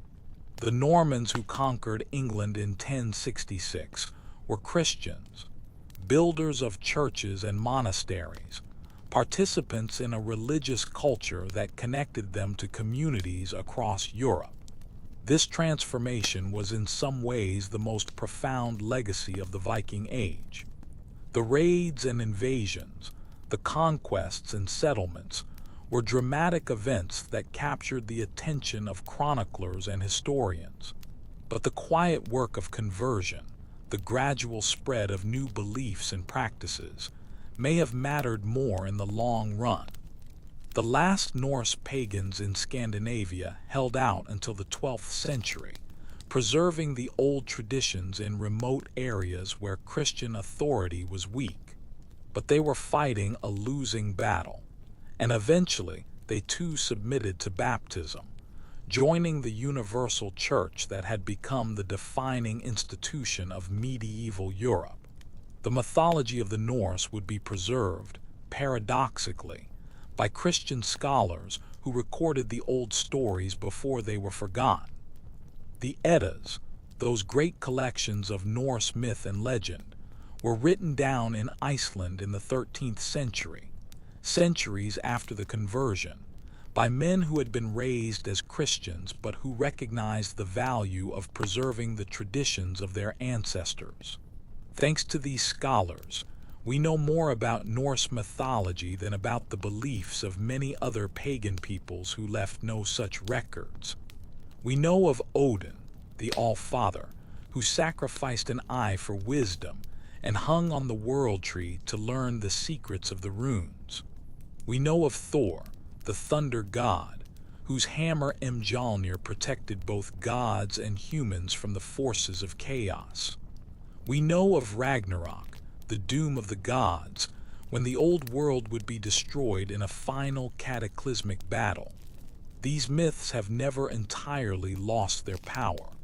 In modern times, they have been rediscovered and reimagined, providing inspiration for artists, writers, and filmmakers. The Vikings have become figures of popular culture, their image shaped as much by modern fantasy as by historical reality. But the real Vikings were more interesting than any fictional version. They were complex human beings living in a complex world, facing challenges and opportunities that we can recognize even across the gulf of centuries. Their story is not merely a tale of warriors and raids, though it contains plenty of both. It is a story of adaptation and change, of cultures meeting and mixing, of a world in transformation. The England that the Vikings attacked was transformed by their attacks, unified and strengthened by the need to resist invasion. The Scandinavia they left behind was transformed by their departure, open to influences from abroad that would remake its society from the ground up. The wider world was transformed by the connections they forged, links of trade and migration that brought distant communities into contact for the first time. This is the true legacy of the Viking Age, not the dramatic violence of the raids, but the quiet revolution in social organization and cultural exchange that accompanied them. The Vikings were agents of change, whether they intended to be or not, and the changes they precipitated shaped the world we live in today. The night has grown late, and the candles are burning low. The Vikings remain, shadows on the horizon of history, their longships forever sailing toward shores they will never quite reach. Let them sail on in your dreams, these warriors and traders, these raiders and settlers. Let the gray seas carry them toward whatever destinations await, beyond the edge of the known world, beyond the limits of the story that has been told. And when morning comes, remember that you too are sailing, carried by time toward a future you cannot see. The Vikings knew this in their own way. They knew that life was brief and uncertain, that glory was fleeting, that the only immortality was the fame that lived on in the memories of those who came after. We remember them still after all these centuries. Perhaps someday we too will be remembered. The ships that carried the Vikings to England were marvels of engineering, but they were also works of art. The prows were carved into the shapes of dragons and serpents, their eyes glaring, their teeth bared, designed to strike fear into the hearts of those who saw them approaching. The sterns were similarly decorated, and the hulls were painted in bright colors that stood out against the gray waters of the northern seas. These decorations were not merely ornamental. In the Norse worldview, the ship was a living thing, imbued with a spirit of its own. The carved figurehead was not simply a decoration but a guardian, protecting the vessel and its crew from the dangers of the sea. To sail on a longship was to entrust one's life to this protective spirit, to become part of something larger than oneself.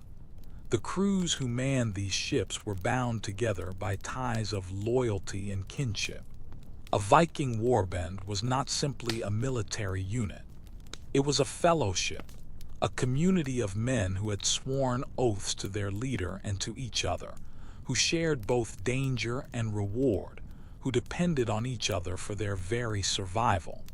The bonds forged in these warbands were among the strongest in Norse society.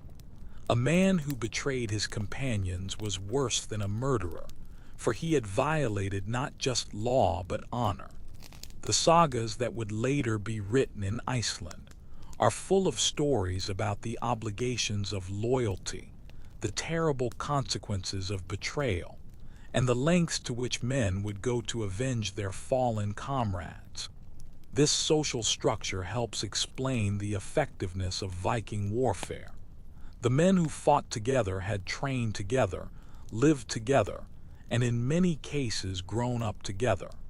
They knew each other's strengths and weaknesses, could anticipate each other's movements in battle, and trusted each other with their lives. This cohesion gave them an advantage over enemies who might be larger in number but less unified in purpose. The Viking warband was also flexible, able to operate independently or combine with other groups for larger enterprises. The great heathen army that invaded England in 865 was a coalition of multiple warbands, brought together by the prospect of conquest and plunder, coordinating their efforts while maintaining their separate identities. This flexibility was crucial to the success of Viking operations. Unlike the armies of settled kingdoms, which depended on centralized command and supply, Viking forces could disperse and reunite as circumstances demanded. They could split up to raid multiple targets simultaneously, then come together to face a concentrated enemy. This made them difficult to pin down and defeat decisively. The tactics employed by the Vikings reflected their origins as seaborne raiders. They preferred surprise and speed to prolonged engagements, striking quickly and withdrawing before superior forces could respond. When they did fight pitched battles, they relied on the shield wall, a formation in which warriors locked their shields together to form a defensive barrier, their spears and swords projecting over and between the shields to strike at enemies. The shield wall was not a Viking invention. It was used throughout the Germanic world and had antecedents going back to classical antiquity. But the Vikings were particularly skilled in its employment, their cohesive warbands able to maintain formation under conditions that would have broken less disciplined forces apart. The weapons of the Vikings were the finest that could be made with the technology of the age. Swords were particularly prized, the best of them pattern-welded from multiple layers of iron and steel, producing blades that were both flexible and strong, capable of holding a keen edge through extended combat. A fine sword was a treasure, often given a name and passed down through generations. The sagas speak of legendary weapons with names like Gram and Tiefing, swords imbued with magical properties and destined to play roles in the great events of their times. Even ordinary swords were valuable enough to be mentioned in wills and recorded in legal documents. But swords were expensive, and not every warrior could afford one. The more common weapon was the axe, cheaper to make and equally deadly in skilled hands. The Viking battle axe could split shields and shatter helmets, its long handle giving the wielder reach and leverage. In the hands of a strong man, it was a terrifying weapon. Spears were also common, useful both in formation fighting and as thrown missiles. Bows were carried by some warriors, though archery was less prestigious than close combat. Knives and seaxes, the long single-edged blades that gave the Saxons their name, completed the Viking arsenal. Defensive equipment was less standardized. Helmets were worn by those who could afford them, though they were simple conical caps of iron, not the horned fantasies of later imagination. There is no evidence that Vikings ever wore horned helmets in battle. Such headgear would have been impractical and dangerous, giving an enemy something to grab onto. Shields were essential, large round boards of wood, often painted with distinctive designs that identified the bearer's allegiance. The shield was both defensive and offensive, used not only to block attacks but also to strike and push opponents. A skilled warrior could use his shield to create openings for his sword or axe, turning defense into attack in a single fluid motion. Body armor was rare and expensive. The richest warriors might wear mail shirts, garments of interlocking iron rings that provided excellent protection against slashing attacks. But mail was so costly that it was often mentioned specifically in wills and treaties. Most Vikings fought in ordinary clothing, perhaps reinforced with leather, relying on their shields and their skill to keep them alive. The appearance of a Viking warband approaching a settlement must have been terrifying. The longships emerging from the morning mist, their dragon prows seeming to move of their own accord. The warriors leaping into the surf, their weapons gleaming, their voices raised in war cries. The thunder of their feet as they rushed toward their victims, faster than anyone could flee, stronger than anyone could resist. For the monks of Lindisfarne, for the villagers along the coasts of England, for all the countless people who found themselves in the path of Viking raids, the experience was traumatic beyond description. These were not soldiers facing other soldiers in understood forms of warfare. They were civilians caught up in violence they had no power to resist or escape. The sources that survive from the Viking Age are mostly written from the perspective of the victims. The monks and clerics who kept the chronicles were the ones being attacked, and their accounts reflect their horror and outrage. They describe the Vikings as wolves and heathens, as instruments of divine punishment, as monsters barely human. This perspective is understandable, but it is also incomplete. The Vikings saw themselves very differently. To them, raiding was an honorable pursuit, a way for young men to prove their worth and earn their place in society. The wealth they seized was theirs by right of conquest, no different from the plunder that any army might take from defeated enemies. The Norse did not see themselves as uniquely violent. The world they lived in was violent by our standards, a place where disputes were settled by blood feuds and judicial duels, where kings rose and fell by the sword, where the strong took what they could and the weak suffered what they must. The Vikings were simply better at this game than their neighbors, more mobile, more aggressive, more willing to take risks for the chance of reward. This is not to excuse the suffering they caused. The raids were devastating to the communities they struck, and the human cost was enormous. But to understand the Vikings, we must try to see them as they saw themselves, not as demons but as men, shaped by a culture that valued different things than the cultures they attacked. The transformation of Viking raiders into Christian settlers is one of the most remarkable aspects of the whole story. Men whose fathers had sacked monasteries became patrons of churches. Warriors who had worshipped Odin became devotees of Christ. A culture that had glorified violent death in battle came to embrace a religion that taught peace and forgiveness. How did this happen? The conversion of the Vikings was not a single event, but a process that unfolded over generations, driven by a complex mixture of motives. Some converted for political advantage, seeing that alliance with Christian powers required at least nominal acceptance of their faith. Some converted through genuine conviction, touched by the message of Christianity in ways that transformed their lives.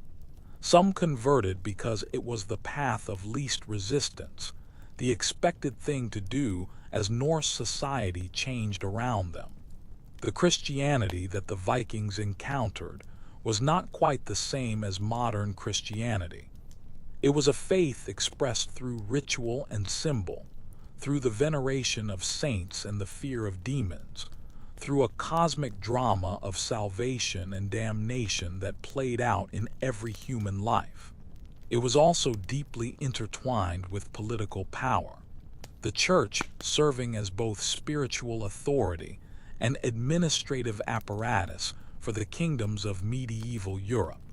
For Viking leaders seeking to establish themselves as legitimate rulers rather than mere warlords, conversion offered significant advantages.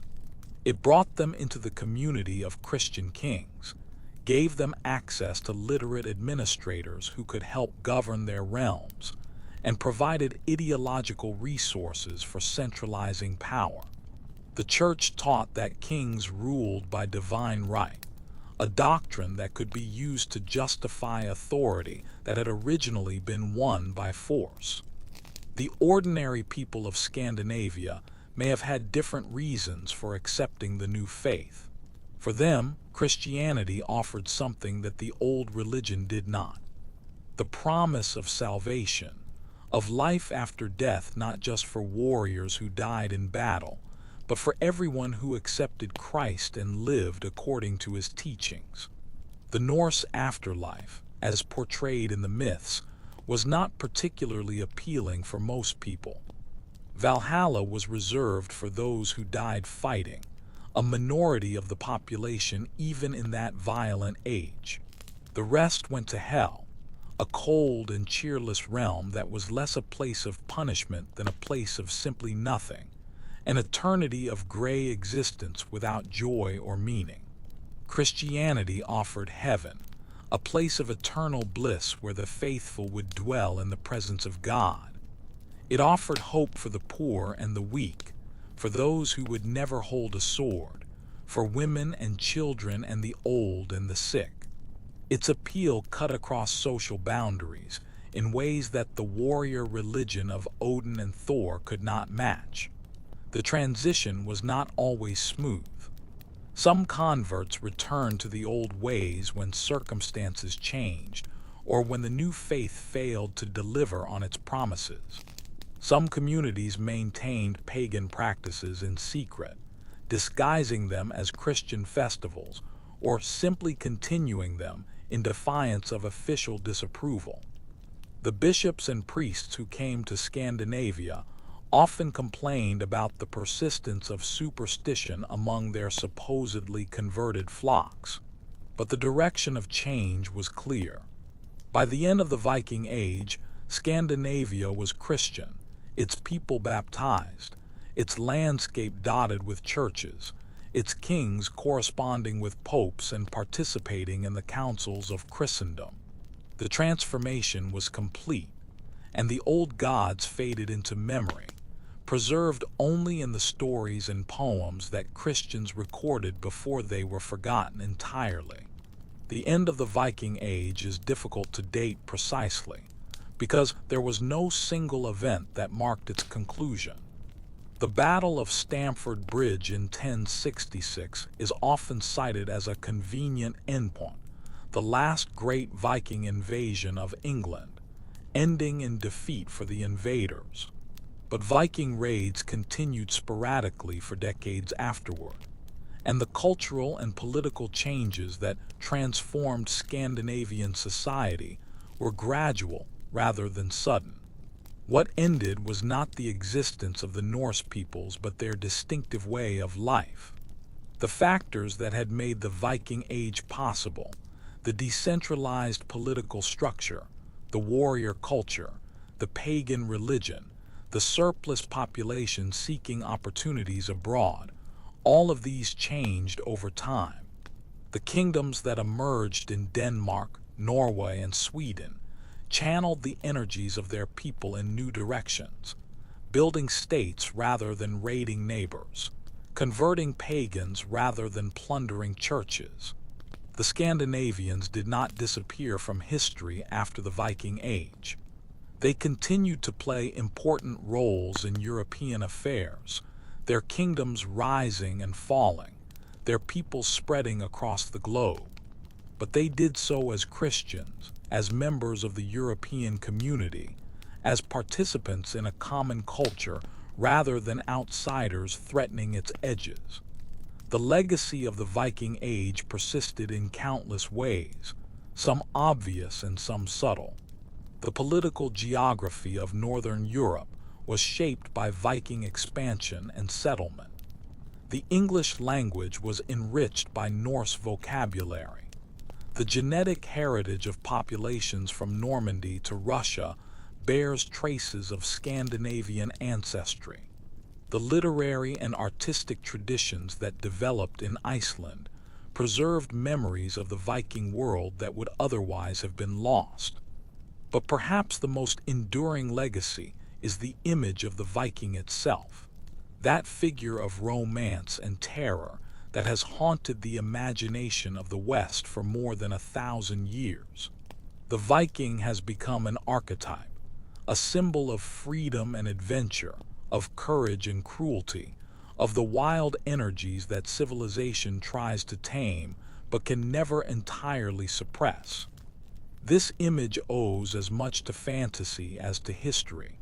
The real Vikings were not quite the noble savages of romantic imagination, nor the bloodthirsty barbarians of medieval propaganda. They were human beings, products of their time and place, shaped by circumstances we can barely imagine, facing challenges and opportunities that would test anyone's character and ability. Their story deserves to be remembered, not because it teaches simple lessons about good and evil, but because it illuminates the complexity of human experience. The Vikings were capable of great cruelty and great creativity, of destruction and construction, of taking life and making life.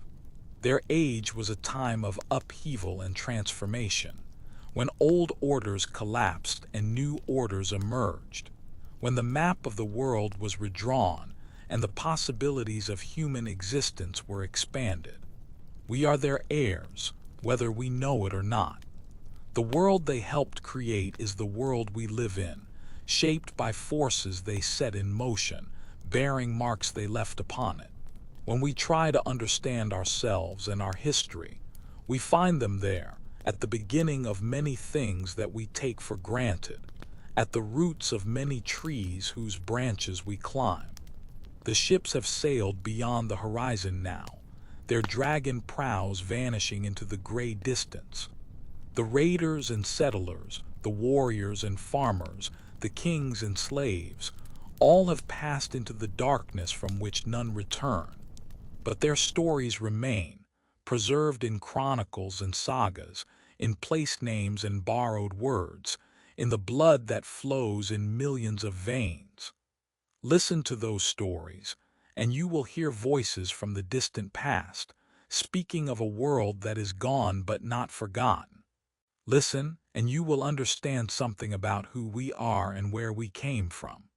Listen, and let the stories carry you toward sleep, toward dreams of longships and shield walls, of cold seas and distant shores, of all the restless spirits who sailed forth from Scandinavia 1,000 years ago and changed the world forever.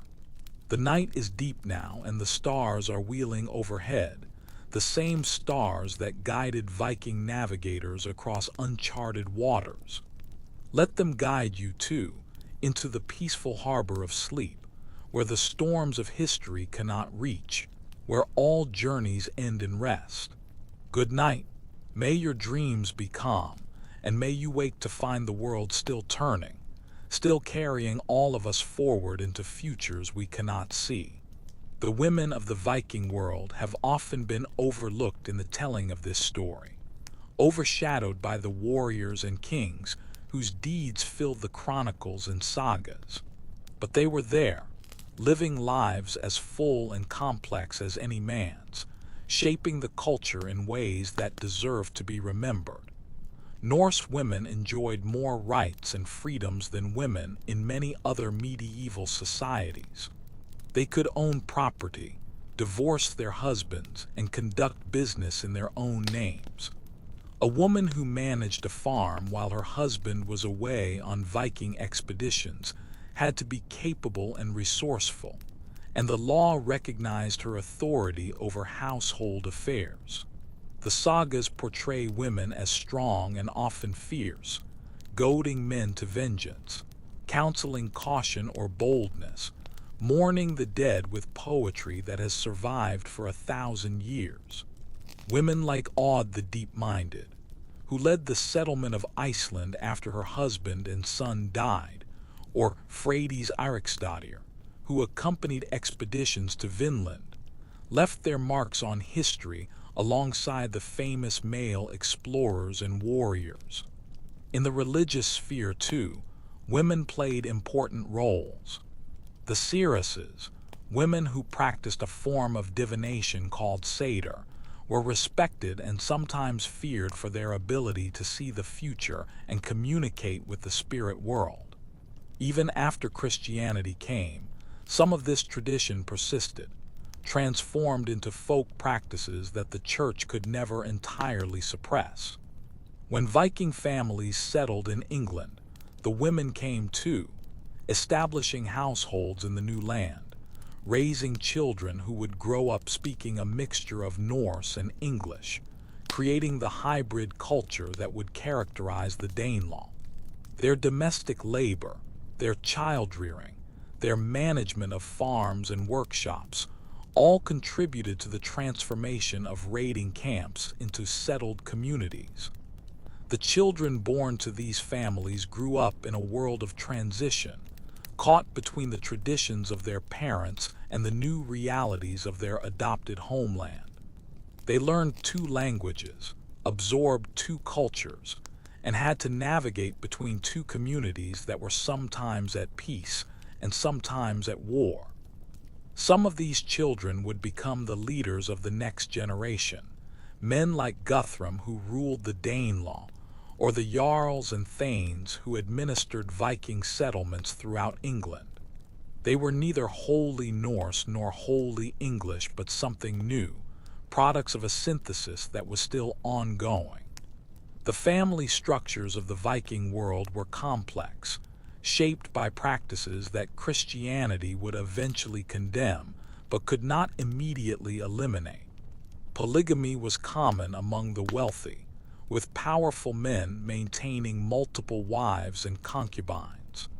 The children of these unions had varying status depending on their mothers' positions, creating tangled webs of inheritance and rivalry.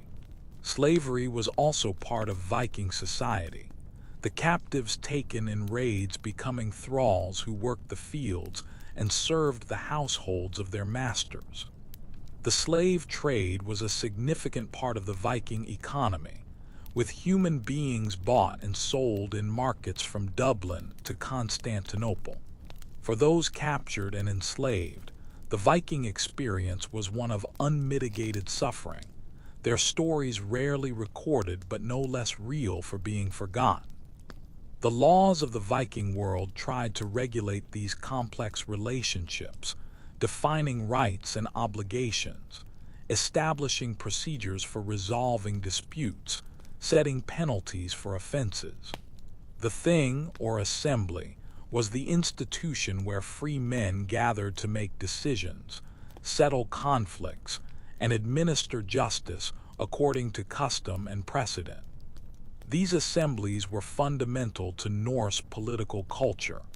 They provided a check on the power of kings and chieftains, ensuring that major decisions had broad support among the community.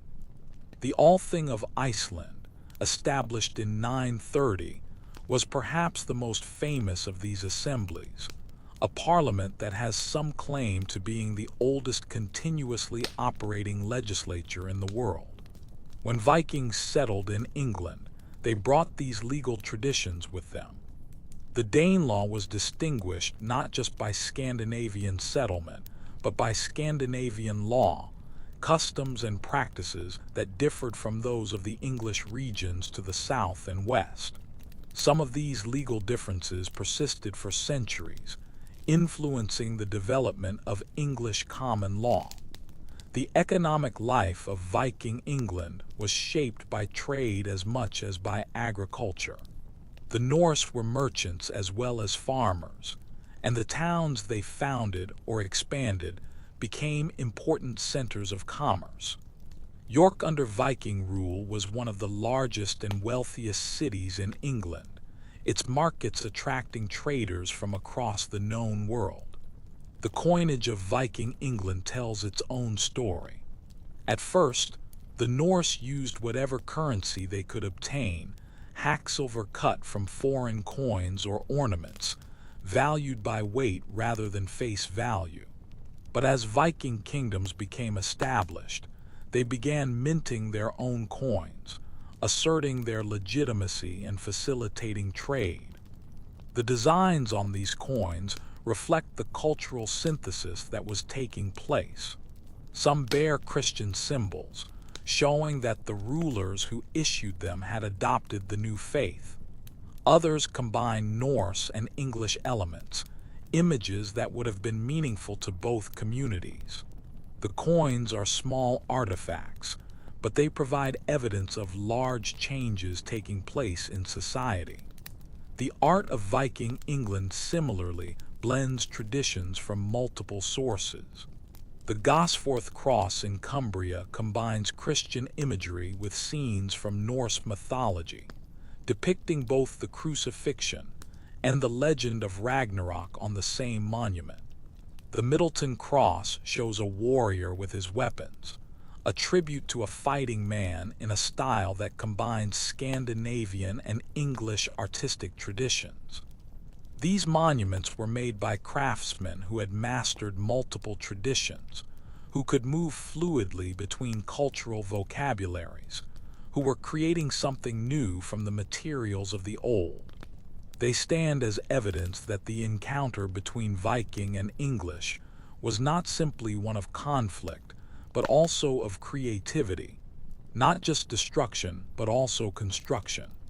The literary culture of the Vikings would bear its greatest fruit in Iceland, where the sagas were composed in the centuries after the Viking Age ended.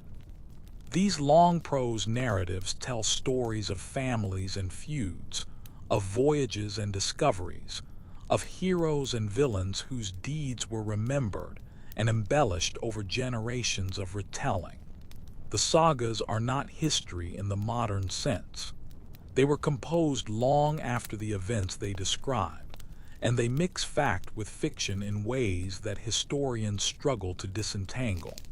But they preserve something of the spirit of the Viking Age, the values and assumptions, the ways of thinking and feeling that animated the people who lived through it. From the sagas, we learn about the importance of honor in Norse society, the terrible consequences of slights and insults, the obligations of vengeance that could tear families and communities apart. We learn about the role of fate, the sense that each person's destiny was fixed by forces beyond human control, that courage in the face of that destiny was the highest virtue. We learn about the love of poetry that characterized Norse culture, the respect for those who could compose verses that captured moments of beauty or sorrow, triumph or defeat. The skalds, the professional poets who served kings and chieftains, were valued members of the court, their verses preserving the fame of their patrons for posterity. The language of the sagas, Old Norse, is the ancestor of the modern Scandinavian languages, Danish, Norwegian, Swedish, Icelandic, and Faroese.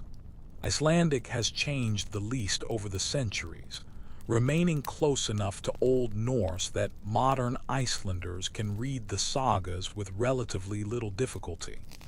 In Iceland, the Viking heritage is not merely a historical curiosity, but a living connection to the past. In England, the linguistic legacy of the Vikings is woven into everyday speech. When we talk about the sky over our heads, the eggs on our plates, the windows in our walls, we are using words that came from Old Norse. When we speak of husbands and wives, of laws and outlaws, of ugly and wrong, we are drawing on a vocabulary that was enriched by the Viking presence. These borrowed words cluster in certain semantic fields, reflecting the areas of life where Norse and English speakers had the most contact. Words related to ships and sailing, to trade and commerce, to law and administration, show particularly strong Norse influence. This pattern tells us something about how the two communities interacted, where they came together, and where they remained separate. The place names of eastern and northern England similarly record the Viking settlement. Names ending in by, like Derby and Whitby, derive from the Norse word for a farmstead or village. Names ending in thorpe, like Cleethorpes and Scunthorpe, come from another Norse term for a settlement. The map of England is inscribed with evidence of Scandinavian presence, visible to anyone who knows how to read it. Some of these places have continuous histories stretching back to the Viking Age, communities that have existed in the same locations for more than 1,000 years. Walking through the streets of York or Lincoln, you are walking where Vikings walked, your feet touching ground that they touched, your eyes seeing skylines they would recognize despite all the changes that time has wrought. This continuity connects us to the past in ways that history books cannot quite capture. The Vikings are not merely characters in a story that ended long ago. They are ancestors, in the literal sense for many people, and in the cultural sense for all of us who inherit the world they helped create. The memory of the Vikings has never faded entirely, though it has changed shape over the centuries. In the medieval period, they were remembered primarily as enemies and heathens, destroyers whose raids had traumatized the Christian communities of Western Europe. The chronicles and histories written by monks preserved this perspective, passing it down through generations of readers. The Romantic movement of the 18th and 19th centuries brought a change in perspective. Scholars and poets discovered the sagas, the Eddas, the archaeological remains of Viking culture, and they found there a world that spoke to their own ideals. The Vikings became noble savages, free spirits uncontaminated by the decadence of civilization, brave warriors living according to a harsh but heroic code. This romantic image was appropriated for various purposes, not all of them admirable. Nationalists used Viking heritage to construct myths of racial purity and martial valor that would have disturbing consequences in the 20th century. The Vikings became symbols of a supposed Nordic superiority that has no basis in history or science. More recently, popular culture has given us new images of Vikings, from the horned-helmeted cartoon characters of children's entertainment to the morally complex antiheroes of television drama. Each generation reimagines the Vikings according to its own concerns and values, finding in the past whatever it needs to find. But the real Vikings remain, beneath all the layers of interpretation and imagination, recoverable through patient study of the sources that have survived. They were human beings, neither better nor worse than other human beings, shaped by their circumstances and making their choices within the limits of what their world allowed. To understand them, we must try to see the world as they saw it, to enter imaginatively into their experience, to recognize that their actions made sense according to the values and beliefs they held. This does not mean approving of everything they did. It means understanding why they did it, which is a different thing entirely. The discipline of history requires this kind of empathy, this willingness to suspend our own assumptions and enter into perspectives very different from our own. The Vikings challenge us to do this, because their world was so different from ours in so many ways. But the effort is worthwhile, because it expands our understanding of human possibility, of the range of ways that people have lived and thought and felt. The night has nearly run its course now. The story has been told as fully as this telling can tell it, though no telling is ever complete. The Vikings sail on in the imagination, their longships vanishing over the horizon, their voices fading into the wind. Let them go with honor, these men and women of a distant age. They lived their lives as best they could, faced their challenges with whatever courage they could muster, and left behind a legacy that still shapes our world. They deserve to be remembered, not as monsters or heroes, but as what they were. Human beings, complex and contradictory, capable of both cruelty and kindness, destruction and creation. And now, sleep. The journey is over, the harbor reached, the anchor dropped. Rest in the knowledge that you are part of a story much larger than yourself, a story that began before you were born and will continue after you are gone. The Vikings knew this in their way. They knew that individual lives were brief, but that the stories we leave behind can last forever. May your story be worth telling. May your deeds be worthy of remembrance. And may you sleep now peacefully, while the stars keep their watch over a world that has changed so much and yet remains, in some ways, exactly as it has always been. Across the gray waters of the North Sea, the land of Scandinavia endures. The fjords still cut deep into the coastline, the mountains still rise against the sky, the forests still stretch dark and endless over the interior. The descendants of the Vikings live there still, their lives transformed beyond anything their ancestors could have imagined, yet connected by unbroken lines of descent to those who sailed forth 1,000 years ago. Modern Scandinavia is among the most peaceful and prosperous regions on Earth, a far cry from the warrior culture that produced the Viking raids.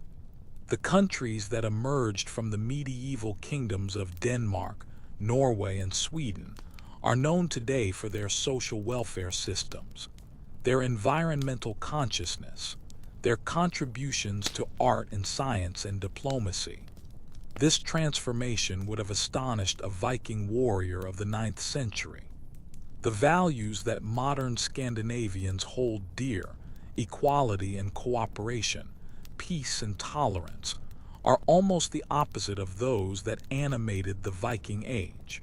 The societies that once glorified violent conquest now work to promote international understanding and resolve conflicts without bloodshed. Yet something of the old spirit persists, transformed into new expressions. The seafaring tradition that produced the longship lives on in Norway's merchant marine, one of the largest in the world. The spirit of exploration that drove Vikings to Iceland, Greenland, and North America finds expression in modern Scandinavian adventurers and scientists who push the boundaries of human knowledge and experience. The cultural heritage of the Viking Age is preserved and studied, not as a blueprint for modern behavior, but as a window into the past.